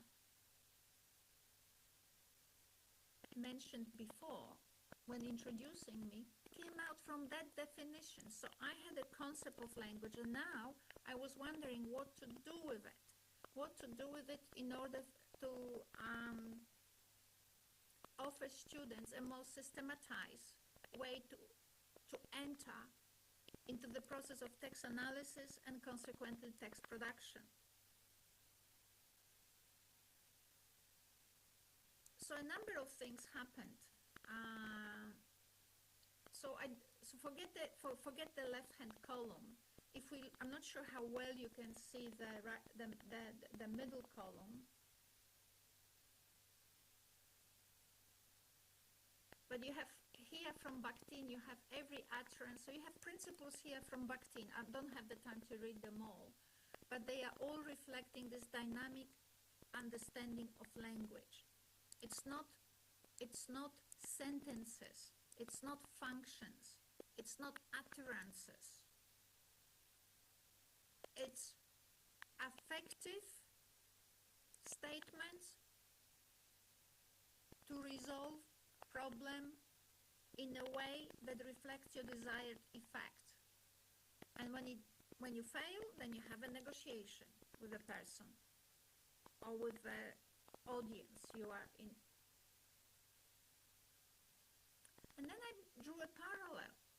Okay, so I thought to myself, because of Andrew, I was exposed to my own PhD, and Andrew was PhD supervisor, so I was thinking, how does Bakhtin's idea of what text is, how it is also reflected in what an academic text is? And I came with this, see how it is all conceptual, and I'll show you what it does later on technically with AI. Now, all these tables you see were generated by AI, right? So AI knows Bakhtin. Bakhtin is a figure in Western science or in Western semiotics that everybody knows. Not everybody quotes him because they're scared, because he's dynamic. He doesn't fixate. He doesn't stabilize language. He talks about carnival. He talks about mixing and matching. He talks about differences. It's very difficult to understand, especially when people come from older ways of thinking about language. So anyway, so ChatGPT translated Bakhtin into PhD thesis, and I came up with this understanding that every text, even a road sign, has the same structure. So you can see when you talk about linguistics looks at the surface and says, oh, this particular genre doesn't have this, but has this and this. Oh yeah, every genre has every element. It's just that it's not stated explicitly. So linguistics look at the surface level, whereas reading for emotion says you always have all aspects of the text in every text, and they are expressed differently. So for example, disturbance, which is the complication, the problem, in a road sign, for example, a stop sign, what's the disturbance? The red color. It says here, pay attention here. Right? So, so every text, even the road sign, even the painting, even posters, have the same deep structure, using Chomsky's idea. They have all deep structure, except that in an academic text, like a PhD, you have to have all these structures made visible, because you cannot submit a PhD thesis without the literature review, without methodology. Methodology here is,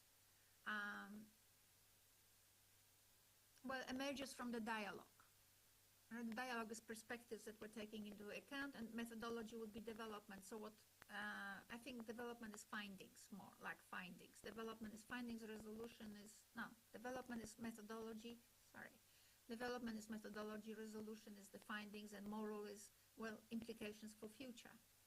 Right, so PhD has to have all stages of the text made visible, but poetry can drop some things. You don't have to say, I'm looking now at your eyes and now write a story. You can say, your eyes crush me. And that's a disturbance, right? Because it's a conflict. So you don't have to introduce it, because you just would lose that implication. Right? So the focus is implied, the introduction is implied, and you can start with a disturbance. You don't always have to state the moral. The moral sometimes is implied.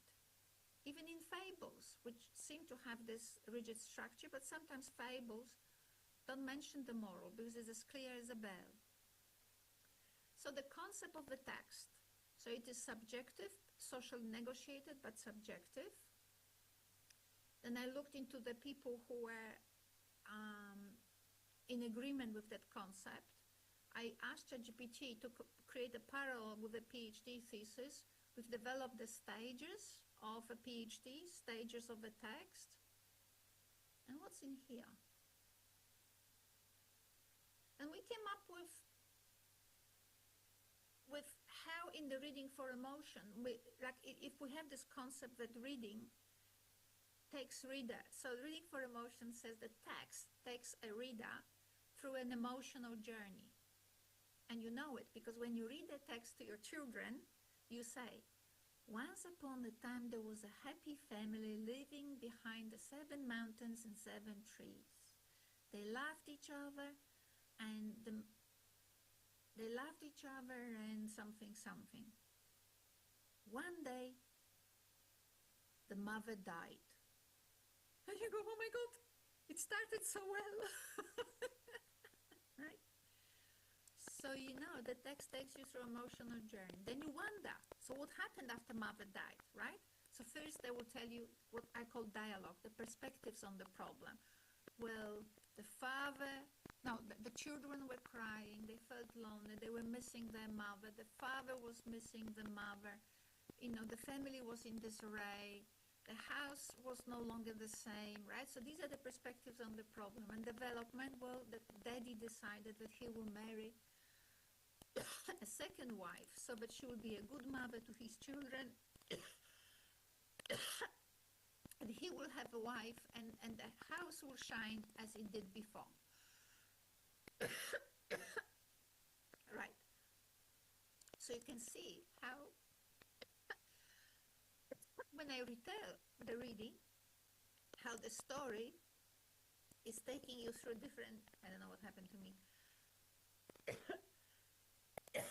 Maybe you should get a drink, Anya? So the story takes you through different emotional stages, and you change the way you read those sentences. So once I had the model, so what did it say? That focus establishes emotional tone, disturbance in the thesis evokes emotional disruption, right? So there is this, but people say that, and people say that, or maybe you say this is this, but something is missing. Emotional contrast, people have to feel that there are differences in perspective on the problem. You cannot just say that there are, people have to feel it, so which means you have to be clear. Then what happened as a result? What have you done? Well, it builds emotional momentum. Then we did this and this and this and this. So what happened as a result? It's a release. Well, what happened? The experiment has failed. The moral, emotional and ethical takeaway from the story. We have learned that the assumptions on which we were building our study were not necessarily complete. We need to make a change. Okay. So that's that. I'm not saying this is final. You can look into it and say, oh, she's missing something, maybe we can add something, whatever. So it's not final, it's just a tool. So in the Australian curriculum, we have this concept of capabilities. And I asked ChatGPT, since text is such a dynamic concept, has subjective and whatever dimension and social dimension, I asked ChatGPT to now capture this dynamicity in order to help me understand the higher order thinking skills of the Australian curriculum. Right? So I wanted to understand, to know exactly what, because the Australian curriculum gives you a direction to understand the higher order thinking skills, but it doesn't give you a method for testing or for teaching or for understanding. And what I did, I used this Pierre Bourdieu and his notion of capital, and look what ChatGPT generated. So this is this technicality. I had the concept that language is dynamic. I knew the figures, who were like the world's most famous figures when it comes to understanding text and understanding society.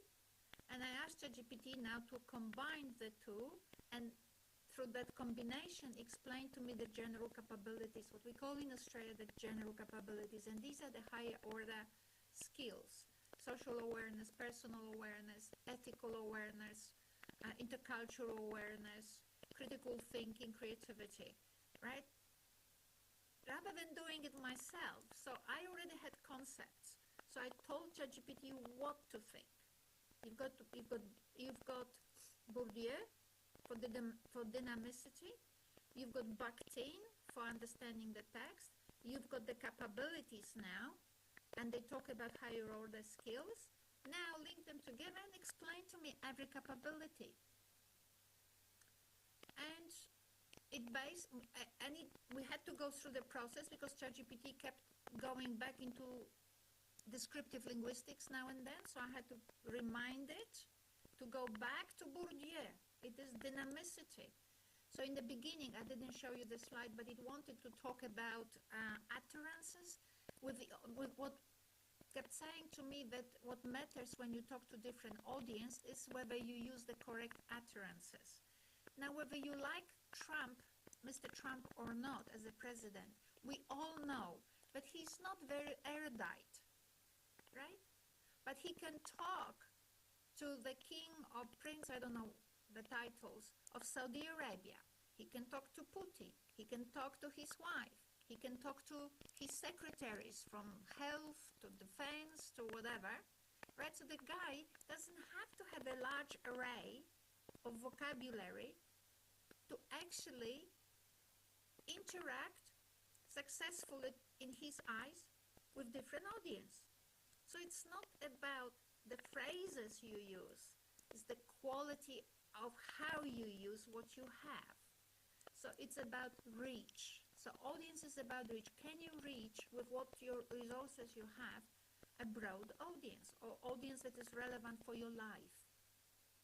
Right, so the implication for pedagogy, if you see the underlined text here with this, I'm not sure if I can get it on here.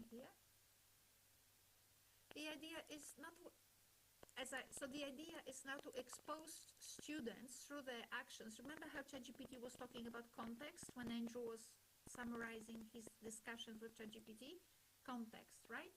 So if you introduce children not to the vocabulary, but to fields of action, you have to expose them to a large, to diverse fields of action, right? So that the understanding of how to act is increasingly improved.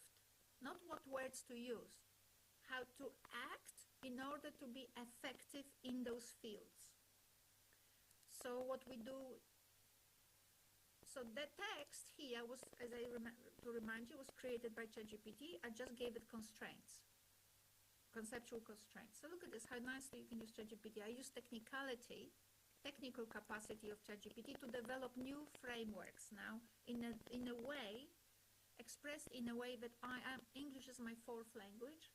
I've learned 6 languages in my life.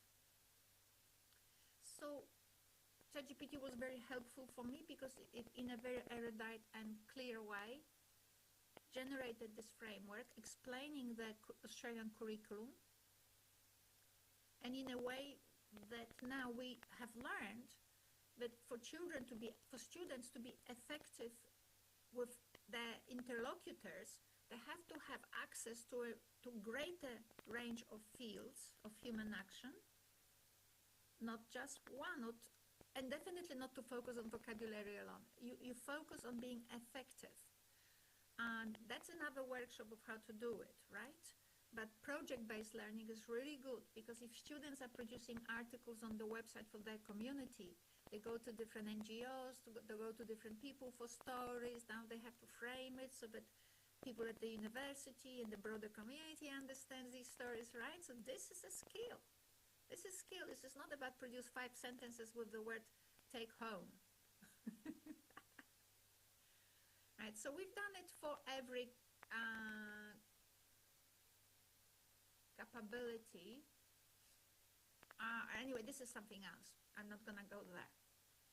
Another thing with reading for, I'll just finish shortly. Another thing with reading for emotion. So what we did, so not only I analyzed with Bakhtin the structure of the text, so it has these 6 levels, and they can be reiterated. I'm not explaining it today to you how. We used also Ramachandran and Hirschstein's aesthetic principles for which basically describe how human brain understands art. But human brain is not designed, you don't have a here for art and here for text and here for landscape. It's the same human brain. So basically what we did, what I did myself, and then Lala did it, and then our colleague Lukman did it, and other people, what we did, we asked ChatGPT to help us use these principles of aesthetic experience in text. But in this particular study with dyslexic children, I asked ChatGPT to analyze the picture from this fable about the grasshopper and the ant.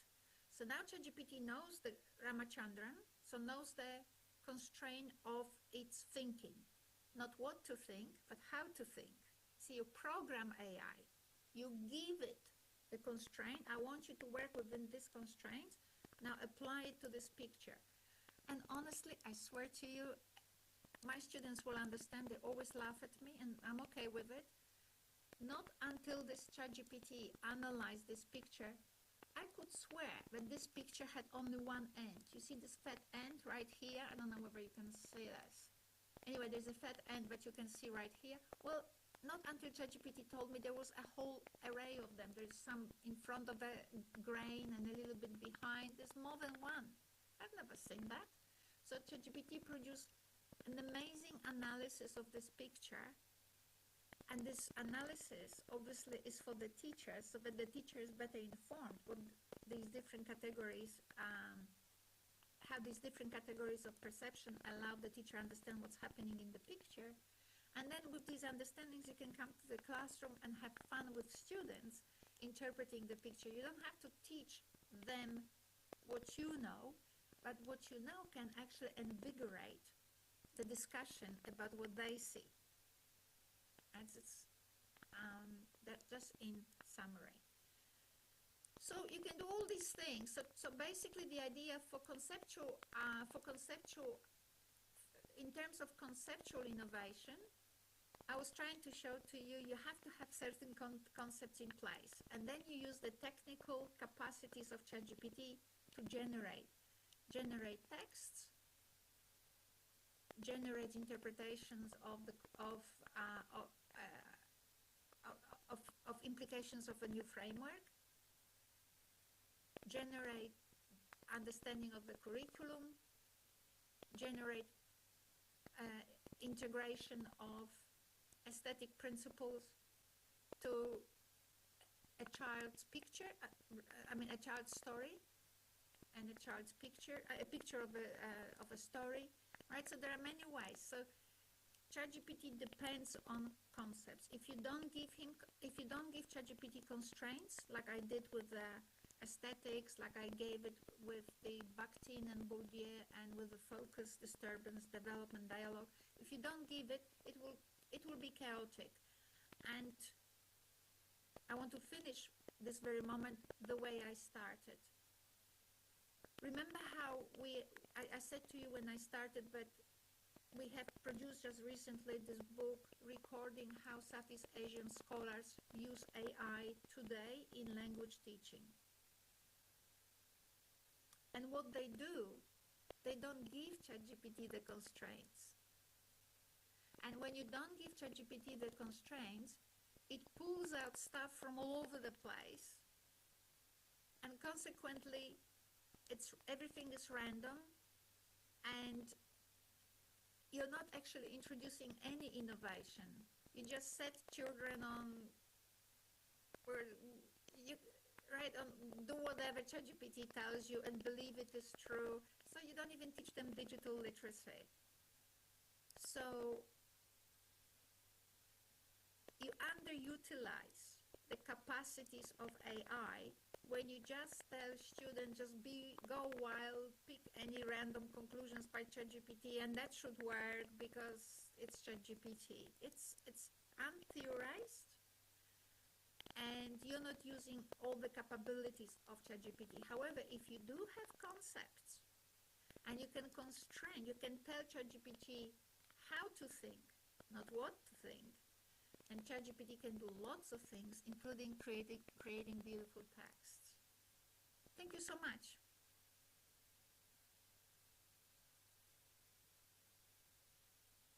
All right, Anya, thank you so much for sharing also a very powerful message.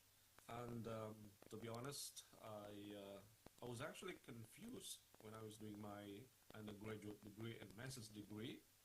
I read a lot about Bakhtin and Bourdieu, but I became very clueless. And then when I went to Charles Darwin University for pursuing my PhD, I gradually understand what utterance means and how it actually works in text production and text consumption. So learning with Anya and Andrew has been a very, let's say, inspiring moment for me, everyone. And that's the reason why I always want them to join the online sessions and offline sessions with me here at the university. Okay, guys, so from the two topics that Andrew and Anya have shared, we can learn one thing, right? So imagination has to go further. I mean, we can imagine more with AI, but we have to build new concepts, stronger concepts all the time, and we have to learn from the right people.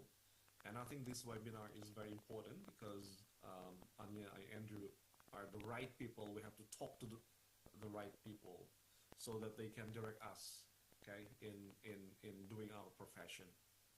All right, so before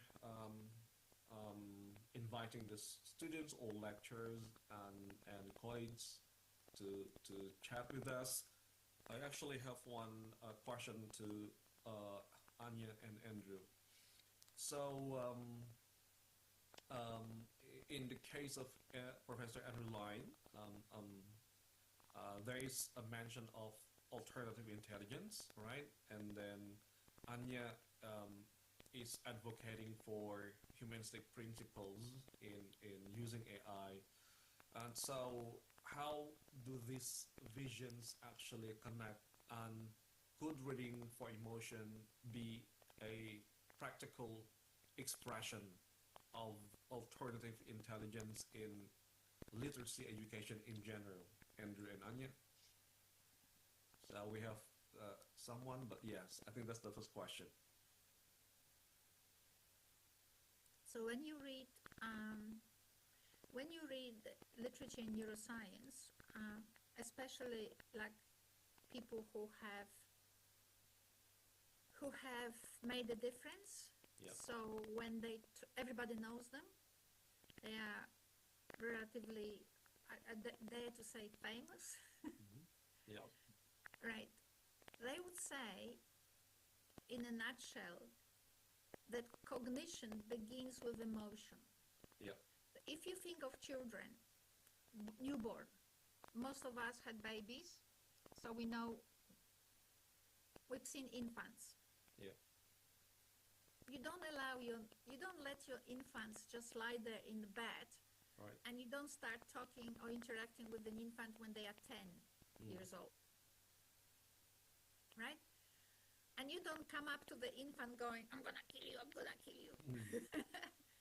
Oh, it is so nice, you are so pretty, say hello to mommy, blah, blah, blah. So the kid associates words with emotion.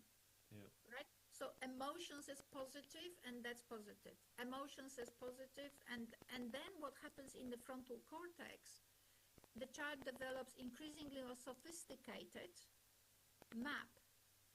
But the map on your cortex, so on your cortex you have a map of words, but those words are connected to your emotions. That's that's how the map is meaningful. It's meaningful because the map is basically each word, or each, let's call it word, is emotionally different from the other one. Right? So you create increasingly sophisticated map of language or of meanings in your frontal cortex, and the nuance between them is emotional. Right? We are writing with Amy Norman now, but we've written it. It just waits for me to have a minute to actually just look at it last time and send it. But we explain actually using Professor Mark Solms from University of Johannesburg. Yeah. His thinking. So as Andrew said, he was very surprised when ChatGPT was talking about his model, which is, you know it very well because you worked with it, model of enabling perception, Right. especially sound perception, that it was emotional.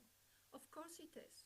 Because a person, when they hear modulated, or what Andrew calls modulated speech in different ways, right? They cannot explain, now I can hear so many hertzes, and here I hear so many hertz. It's not explicit. The understanding becomes somehow emotionally integrated. It feels better this way, and it feels worse this way. So it is emotional judgment. Right. All right. So Right. so that's that. So everything is emotional, basically, in human beings.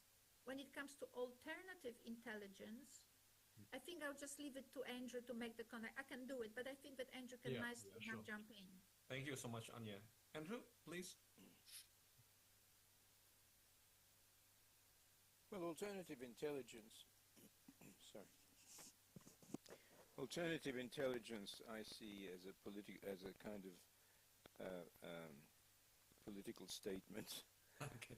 rather than a kind of reality. It's a catchphrase. All right. It's a catchphrase because it's still AI. Yeah. And it's alternative because it's not in the mainstream of thinking, but actually comes out of a powerful synergy Yeah.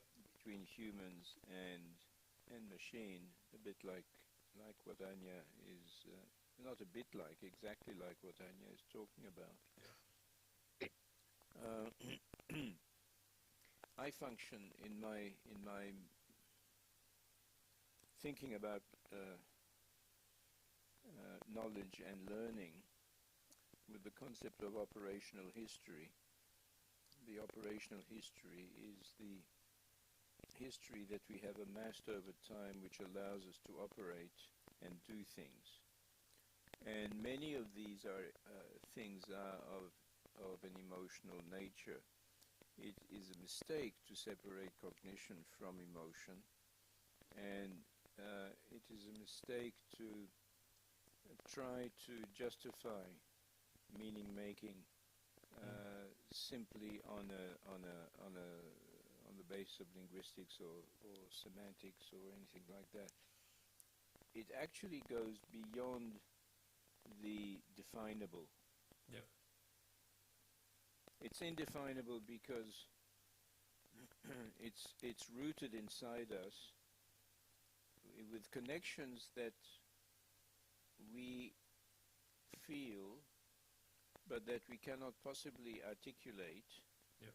Because the only way that we can articulate our feelings or our thoughts is through semiotic systems. Semiotic systems are by nature constrained. Otherwise you would be unable to make meaning from the messages that are sent to you. What do you mean by semiotic constraints? And what I mean by semiotic constraints is that you have to follow certain rules, which may be dynamic rules, but they are still rules, in order to be able to construct meaning. In other words, if I say blah, blah, blah to you, that's not English. But you wanted us to laugh. I may have wanted you to laugh, but that doesn't change the fact that you couldn't make much sense of it. That was a message of laughter, maybe, but it wasn't a message in English. And the point is that if I wanted you to laugh, it wasn't necessarily the representation of laughter that I had in my head that was produced in you. So the point is that we have the complex thoughts which are unable to be represented fully in whatever semiotic systems we are using. So yes, I may have wanted you to laugh, or I may have wanted you to, or I may have tried to send you something more serious in English. But at the end of the day, the restrictions of the semiotic system, including that of laughter, however you define the semiotic system of laughter, is unable to reproduce accurately everything that you had in your head. And that's a limitation of semiotic systems, and it's a limitation of communication systems in general. So it's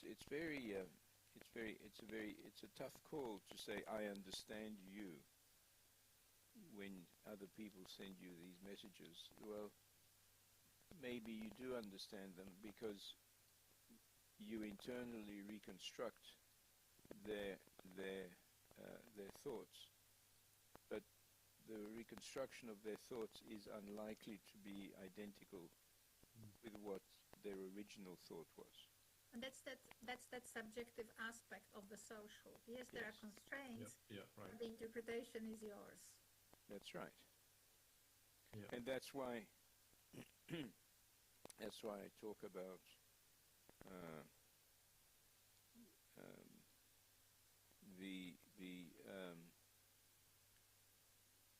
the kind of solitude of being. I mean, the life that you have inside your head is yours and not anybody else's. Yeah. and cannot be reached directly. And the only way that we have of dealing with what's inside our heads in a social context is through the limitations of semiotic systems, however you define them. Very interesting. All right, Andrew, thank you so much for the answers. I think our colleague here, Mr. Asep Kurniawan, raised his hand. Prof. Asep Kurniawan, are you there? Are you still there? Can you hear me? Hello, Prof. Asep? He's muted. Yeah. Oh yeah, Hello, Hello? Assalamualaikum, Prof. Asep Kurniawan. How are Okay. you? I'm fine, Alhamdulillah. Thank you. Yeah, all right. Any question, Prof. Asep, please? So, Yeah, just a little bit. Thank you so much, my friend Lala Bumila, PhD, for kindly giving me opportunity to ask a question. I sure. would like to express my sincere appreciation to Professor Anya Lian. Yeah, sorry if this is wrong, calling the name, and Professor Andrew Lian for their enlightening presentation. Yeah. Here, one of the most significant epistemological dangers of applying AI in language education is, I underline the humanization of the learning process. Yeah. So language is a living, right? Living a social entity, and its acquisition inherently involves emotion, relationship, and human interaction. Now, however, when these interactions are replaced by artificial intelligence agent like ChatGPT, I always use every day ChatGPT until making the poetry and poesy like that. I use ChatGPT. Now, the educational relationship that should be dialogic in nature is reduced to a mere transaction of information. So AI can provide instant grammatical feedback, right? Yet it lacks the capacity to interpret effective nuisance, motivation, or linguistic trauma experienced by learners. In this context, AI tend to normalize pedagogical silence, according to me. What pedagogical silence? The condition in which students interact with machine without opportunities to engage in the negotiation of meaning, which is in a sense, the very heart of communicative language learning. So my question to Professor Ania and Andrew, here I have two questions. What epistemological assumption underlie the use of AI as a natural instructional tool in language education? That's the first.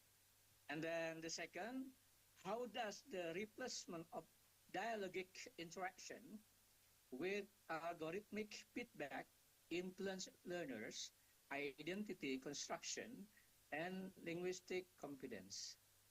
All right. Thank you so much. Thank you That's so all. much for the questions, Asef. Yeah. Andrew, you like to answer now? No. Yeah, I think that they're very good questions. I mean, the assumption that artificial intelligence is necessarily algorithmic in a simple way is probably incorrect. Yeah. I mean, it is algorithmic in the sense that systems have been put together using code, but codification does not necessarily mean that the interaction is algorithmic. Yeah. I mean, there are certainly algorithms, and the point about all of this is not whether it's algorithmic or not. The point is whether it's useful or not. Hmm. Is it useful for the skills of a learner to interact with something which is a machine Yeah. rather than with nothing. That's one of the things. And the other thing is that the extent of the and we know that it's not emotional. I said that when we were talking about in my own talk. We know that the machine is not emotional. The question is it capable of simulated emotion? Yeah. And how does that affect people? And an interesting part of the interaction is not necessarily that we can use a ChatGPT as an interlocutor, but rather as a way of managing our learning process and getting feedback and so on. So it's not just we're not using ChatGPT as a kind of human replacement to have and as a kind of what I would have called a long time ago a robot. You know, we're talking to a robot, and the robot will pretend to be human. Well, maybe it will, and maybe it's good enough to be a robot which incorporates simulated emotion.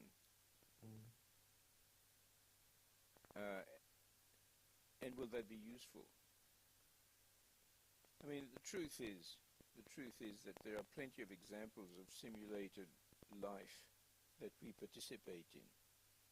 So, for example, Second Life,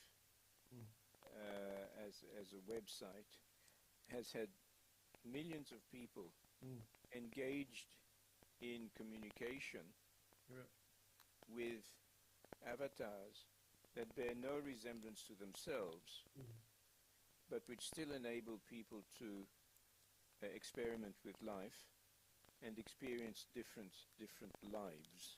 That's why it's called Second Life. So it's not about attacking the sanctity of human life. It's about giving people another tool to investigate in their interactions. If you think of reading as an interactive process, for example, reading a book, I mean, just right? People might argue, no, there's no interaction there, there's just you. But of course, that's not true, because there is interaction there, and you may be driving how you make sense of the text, but that doesn't make the text any better than a text where an artificial structure responds to you or feeds you more text. I don't know if that makes any sense. What is the epistemology? Well, the epistemology is one of in terms of objectives and in terms of your theory of learning. So what's your theory of learning? If your theory of learning is communicative language teaching is good, yeah, well, maybe it is. The point is that communicative language teaching or communicative language learning is based on an epistemology which is actually unstated in many ways, and which relies on people say, oh, well, you have interaction, or you have the ability to engage in emotionally meaningful stuff. Well, okay, but underneath that is what? And how you make sense of it is at the heart of it. So the epistemology depends on your theory of learning, and it also depends on your theory of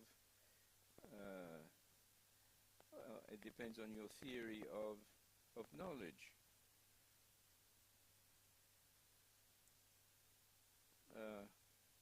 That's it. All right, Andrew, thank you. Anya, what do you think?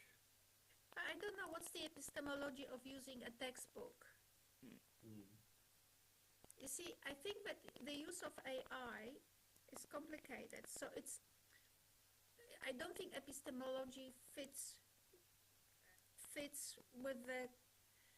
I don't think that that the word like AI or textbook or grammar exercises actually need to have an epistemology. What epistemology is that, like you mentioned, I mentioned, and Professor Asep mentioned, is that emotions matter. Now, I would contest that ChatGPT is bad at recognizing emotions. ChatGPT is excellent at it. So, for example, if I asked my colleagues today, I'm not sure how many of you know the fable about the grasshopper and the ant. So the grasshopper is hopping about, the ant all of a sudden shows up and is working very hard, and the grasshopper says, "Why are you working so hard? Come here, play with me, sing with me." And the grasshopper and the ant says, "No way. I'm gathering the food for winter, and I advise you do the same." And grasshopper says, "You're kidding? It's such a beautiful day." So the ant thought to itself, "You don't talk to a fool," and just went on its way, right? And winter came, and the grasshopper was watching the ants eating food from the stores they created over the summer, while he had nothing. And finally, the grasshopper dies. So I asked my students in Australia, my Australian native language, for them English is a native language, second year Australian students who will be teachers in about a year and a half. I'm asking them, so why does this fable begin in a field one summer's day? Why does it begin with "in a field"? Is the phrase "in a field" projecting an emotion? Theoretically speaking, it should be, for a number of reasons, because I say that texts are largely emotional. So theoretically it should. Can you, as a human being, detect what emotion is the phrase "in a field" evoking in you? I will tell you, you know it in your stomach, but you can't, especially if you lived in Northern Europe, right? So this is the fable for Northern Europe. So if you lived in Northern Europe, you probably would feel it in your stomach what emotion is this projecting, but you may not be able to articulate it because a lot of emotions are inside of us. They're not necessarily on the tongue. So anyway, my beautiful students, 2 hours later, and every student I've ever had, I think, when I asked ChatGPT, why does the fable about the ant and the grasshopper begin with "in a field"? What emotion is this phrase projecting, and is it necessary? And ChatGPT comes up with 6 reasons. Now, obviously, I come up with one, which is when the fable begins with "in a field," you still don't know anything. You don't have enough clues. So it's a bit of uncertainty. It's a bit of tremor here. What is it going to be, a good place or a bad place? Because field by itself emotionally has indeterminate meaning. Yeah. Because in summer, field feels beautiful. Right. But in winter, field, it's the last place you want to be in. It's the field. Field is cold, it's windy, there's nothing to eat there. There's nobody there. You're by yourself. If something happens to you in winter in the field, you're on your own, you're dying, just like the grasshopper. So it begins with a bit of uncertainty and tremor. Oh, you don't know how to feel about in the field. It could be good, it could be bad. Well, we will fix it for you. In the field, one summer's day. Now you are relaxed. And ChatGPT detected it instantly. My beautiful Australian students were breaking their heads. They were very happy. And then you can ask with students and children, you can ask, okay, so if you do not know what emotion is this evoking, what if a story, what would be a contrast, which is the Ramachandran principle, right, of aesthetics. Okay, well, let's replace it with something else. So that's linguistic knowledge, which is you can replace phrases with another phrase. And that way you test for meaning. Okay, so how about in a barn? barn is like a shed where you keep, Yeah. in winter, you keep your wheat and your hay. Would it be the same? And a lot of my beautiful students are saying, sure, it would be the same. So then we have to unpack what is the meaning of a barn. And meaning is always emotional. Barn is warm. Barn is protected. There is always food in the barn, because even if you take all the hay away, there's still hay on the floor, right? So why did the story begin with in the field? Because it beautifully creates a bit of uncertainty, then it moves to summer, and then it shows you how, because the field is the metaphor for life. In life, sometimes it's up, sometimes it's down. Better be prepared. Right, so it was very interesting that when we were doing so with Lukman and with Lala and with other students afterwards, I was doing emotional analysis. ChatGPT is beautiful at it. Wow. And if you actually sometimes engage ChatGPT in a vocal conversation through voice, not through writing, it's amazing how it itself modulates voice. It says to you, hi, what would you like to discuss today? Oh, you want to know the history of Vietnam? Oh, not the problem. I will tell you. Blah, blah. Andrew and I just went to Vietnam, and we wanted to get some history because Vietnam was celebrating something or other, and we wanted to know. So even just talking, the voice adopts an emotional tone to be friendly, to relax you, to, not to be too demanding and so on. So yeah, we've worked. I personally and my students, you see here, Dr. Lala and Lukman, we've worked with ChatGPT and with, especially now with ChatGPT and with emotions, and ChatGPT is excellent in analyzing emotions. Yeah. Very, very good. But as Andrew Lyon said, AI is not to replace learning. Right. It is a tool. It is like a textbook, like the grammar exercise. It just adds another interesting dimension. Right. Thank you so much, Ania. All right, so anyone, any more questions? I think we have 5 minutes left into this show. We have Professor one Asif. lady here. Yes, Andrew? I think Professor Asif had something to say. I just wanted to add to the epistemology discussion. I think that talking about the epistemology of AI is problematic. There is no epistemology of AI in terms of learning. The epistemology of learning is what counts. And it's like saying there's an epistemology of computer-assisted language learning or technology-based learning. There are tools, and the epistemology applies to how they're used by learners and by teachers, and the epistemology depends entirely on your learning theory. Yeah. Okay. Thank you so much, Andrew. Any more questions, everybody? Just one question, maybe. Yeah, Pak Lukman Bahaki from UIN Palangkaraya, also my colleague. Yeah, Will?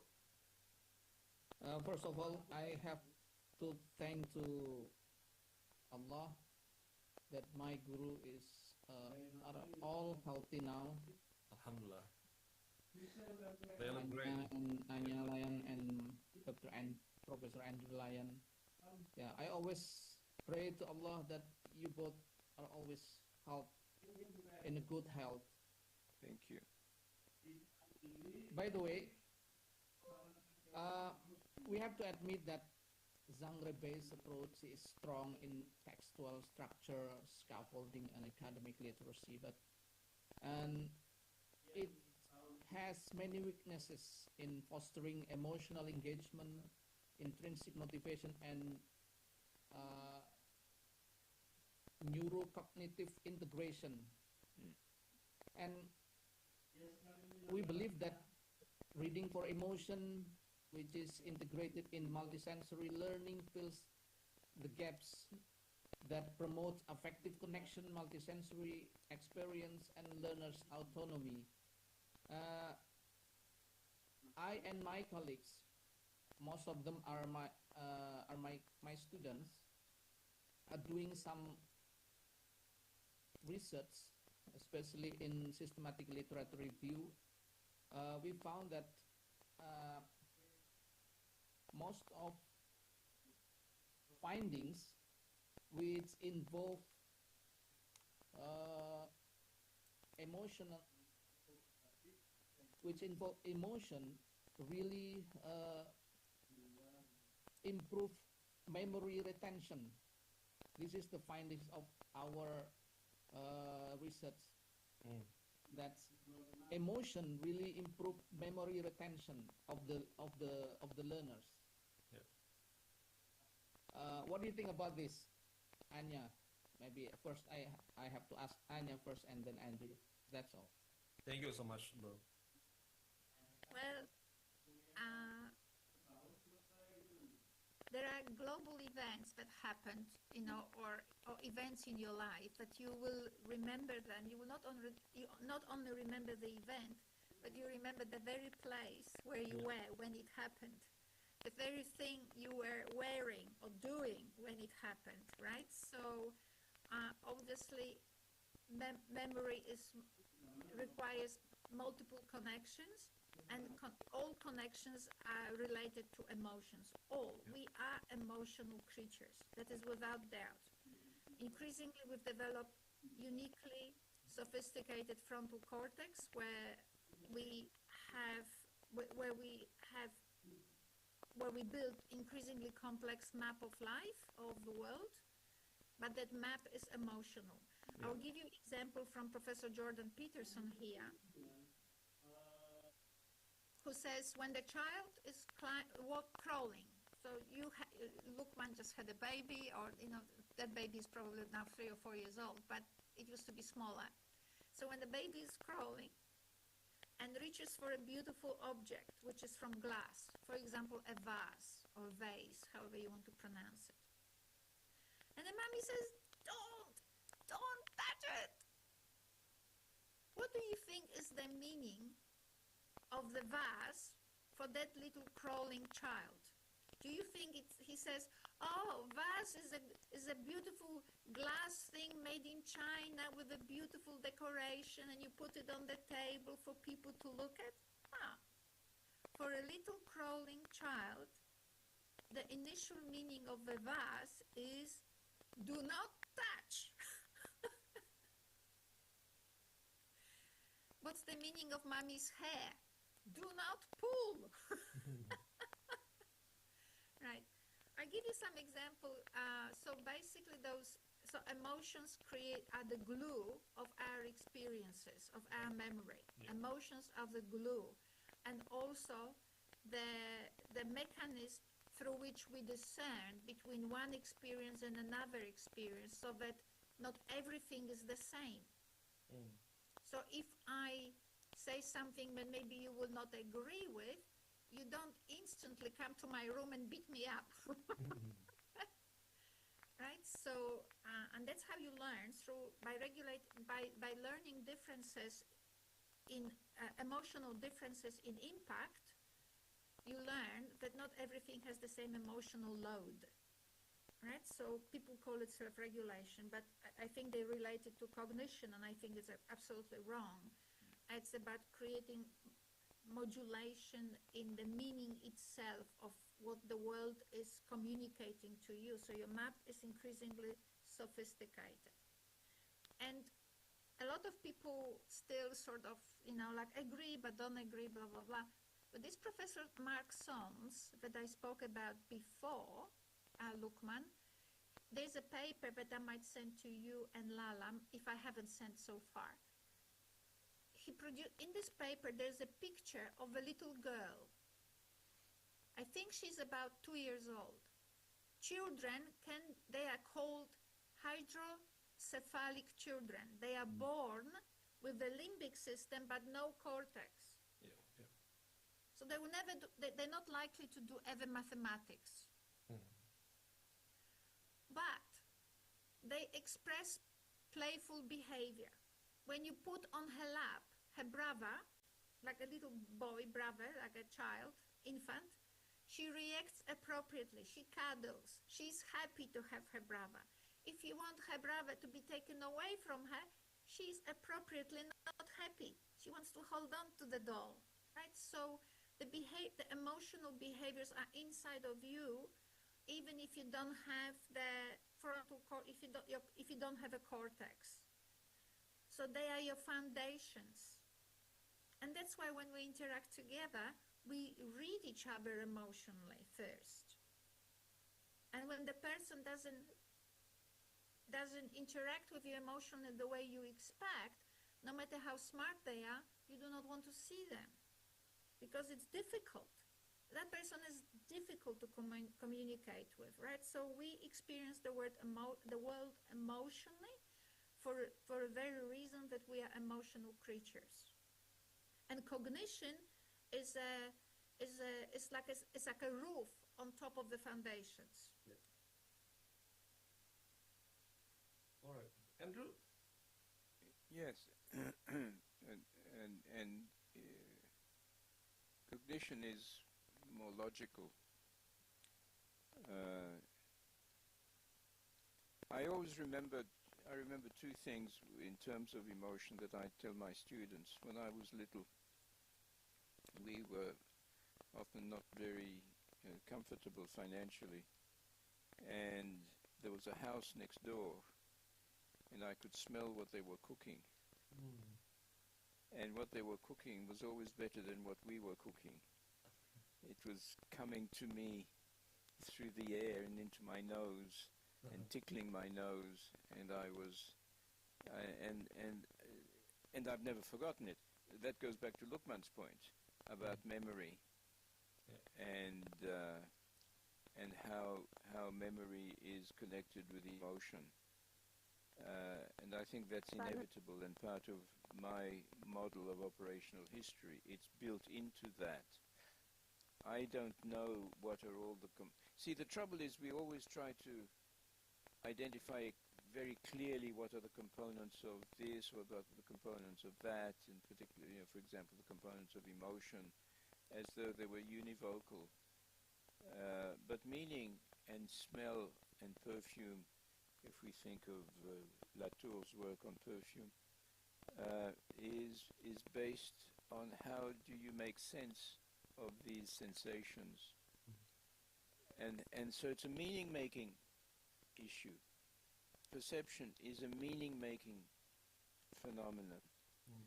And so you make sense of it, and that connects with the other sense-making, meaning-making systems in your head.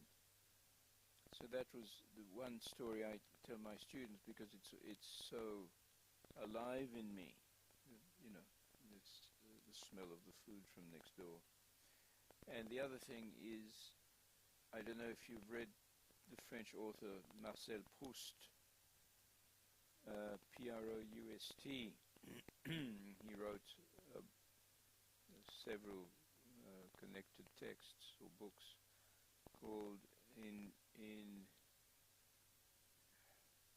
looking for, I can't remember but there is an official translation of the title. It's called À la recherche du temps perdu, which means looking for the lost time which has been lost. And there is a very famous story in there where he is invited to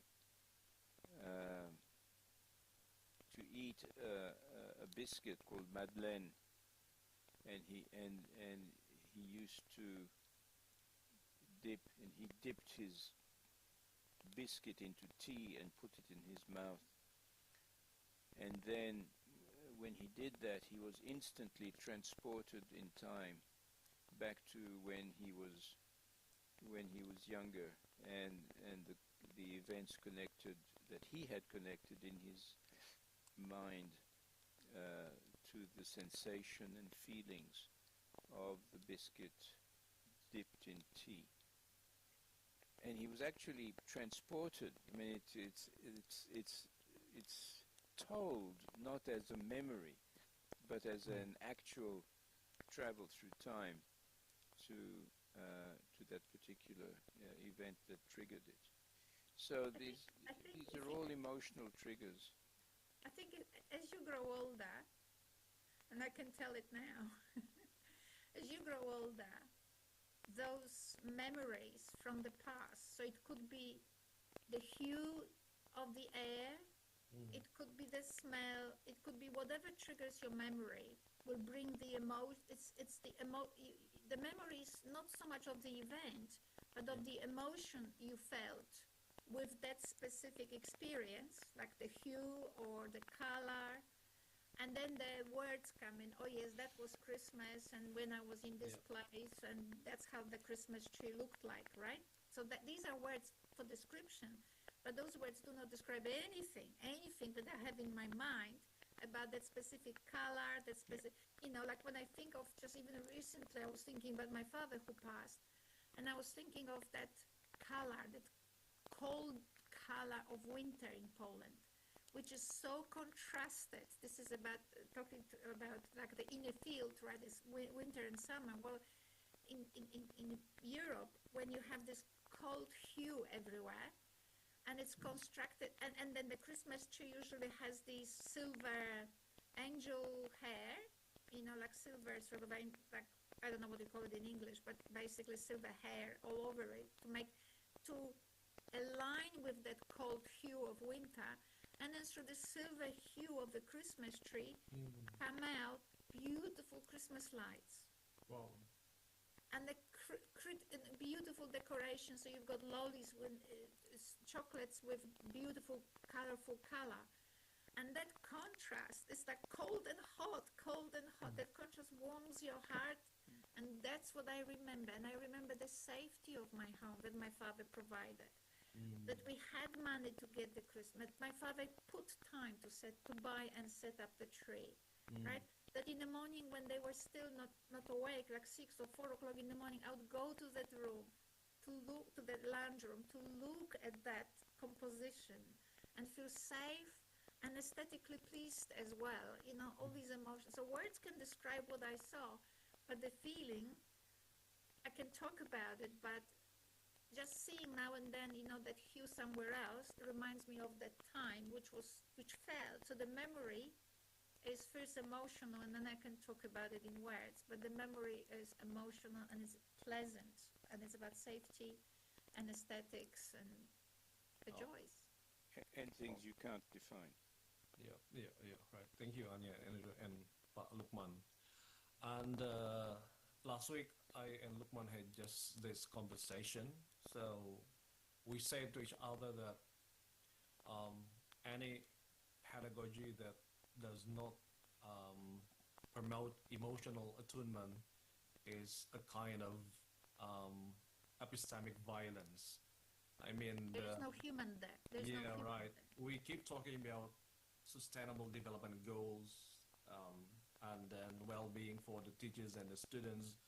But when we look at the real pedagogy that being used at schools, there is no emotional attunement, no emotional orientation, no emotional development. So I think we avoid that what we are doing is actually promoting epistemic violence. Okay, guys. Well, before you leave, I mean, this also connects to one of the most common teaching techniques that we have, where we say this word means that. Right. This word doesn't mean that. This word means whatever it evokes in the listener or the reader. Yeah. And we don't give room for that variability. We teach univocal things. This means that. This finger means that. It means a finger. This means bread. This means something or other. Right. Yeah, but bread for me may have a completely different meaning emotionally than bread for Lala, where he lives in a culture which predominantly is about rice. Whereas when I communicate to my Asian friends that I eat rice maybe 3 times a year, they laugh. They just can't stop themselves from giggling because it's impossible to grasp, But when I look at bread, especially well-made bread, I cry. Because it has a cultural meaning to a Polish, because I was born in Poland, To Right. Polish person, bread is like it's a soul of the country, Okay. right? So every country has those insignia. So I don't know what's for Indonesia, but for every country there is something, right? So yes, it is the thing that we eat, but it's not a toast. Yeah. Thank you, Anya.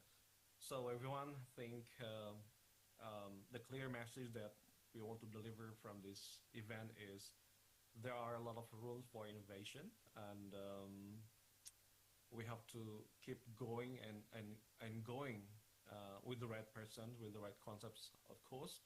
And as we conclude, I just want to express my deepest gratitude to Professor Andrew Lyon and also to Professor Anya Lyon, not only for your insights today, but for your lifelong commitment to education, especially to the development of our Cyber Islamic University here in Cirebon. And thank you everybody and thanks to the global community of teachers and students, researchers, learners for engaging with us this morning. And Lala, we couldn't have had Yeah. better students than you and Lukman. What you are doing, you have turned your initial work with us into amazing what is it called? Amazing chain of amazing intellectual developments. Wow. Writing paper with Professor Andrew Martin, developing conferences, developing professional development activities, continue publication, continue collaboration with your colleague Lukman, who is not living in Java. He's on a completely different island, yet this connection continues and building together the wave of progress. I mean, Right, I couldn't have wanted a better student. Thank you, Anya. Lukman is doing very well there, and he is now publishing a lot. So everyone, this is just the beginning, and we hope to see you in Cirebon this November for the professional development workshop. Anya will be here much earlier, I guess. And we will also have the pre-conference workshop, the book launch, and the full AsiaCALL 2025 conference. And just a quick reminder, everyone, there will be a lot of keynote speeches at the conference. We will have, again, Professor Andrew Lyon and Anya, and also Professor Jeremy White from Ritsumeikan University, Japan, and Professor Pham Phu Ho from Vietnam. And we have also some distinguished keynote speakers, such as Professor Hasan Kosravi from the University of Queensland, Australia, and Prof. Shamim Rafiq Galia from Sagi University, Malaysia. We will also have Prof. Made Herisantosa, PhD from Universitas Pendidikan Ganesha Bali, Indonesia. We will also have Mr. Rukman Baihaki from Universitas Islam Negeri Palangkaraya, Indonesia, and I will also serve as one of the keynotes. And I do hope that we can meet in the conference, everyone. Right now we are preparing a lot of stuff, a lot of things for the conference, and thank you again for joining this conference, the pre-webinar conference, and have a nice day, everybody. Thank you so much for joining in this morning. Anya, Andrew, stay well, thank you, and see you next month in Cirebon. Thank Bye-bye, you so everyone. much. Thank you. Thank you. Thank you. Bye. Bye-bye.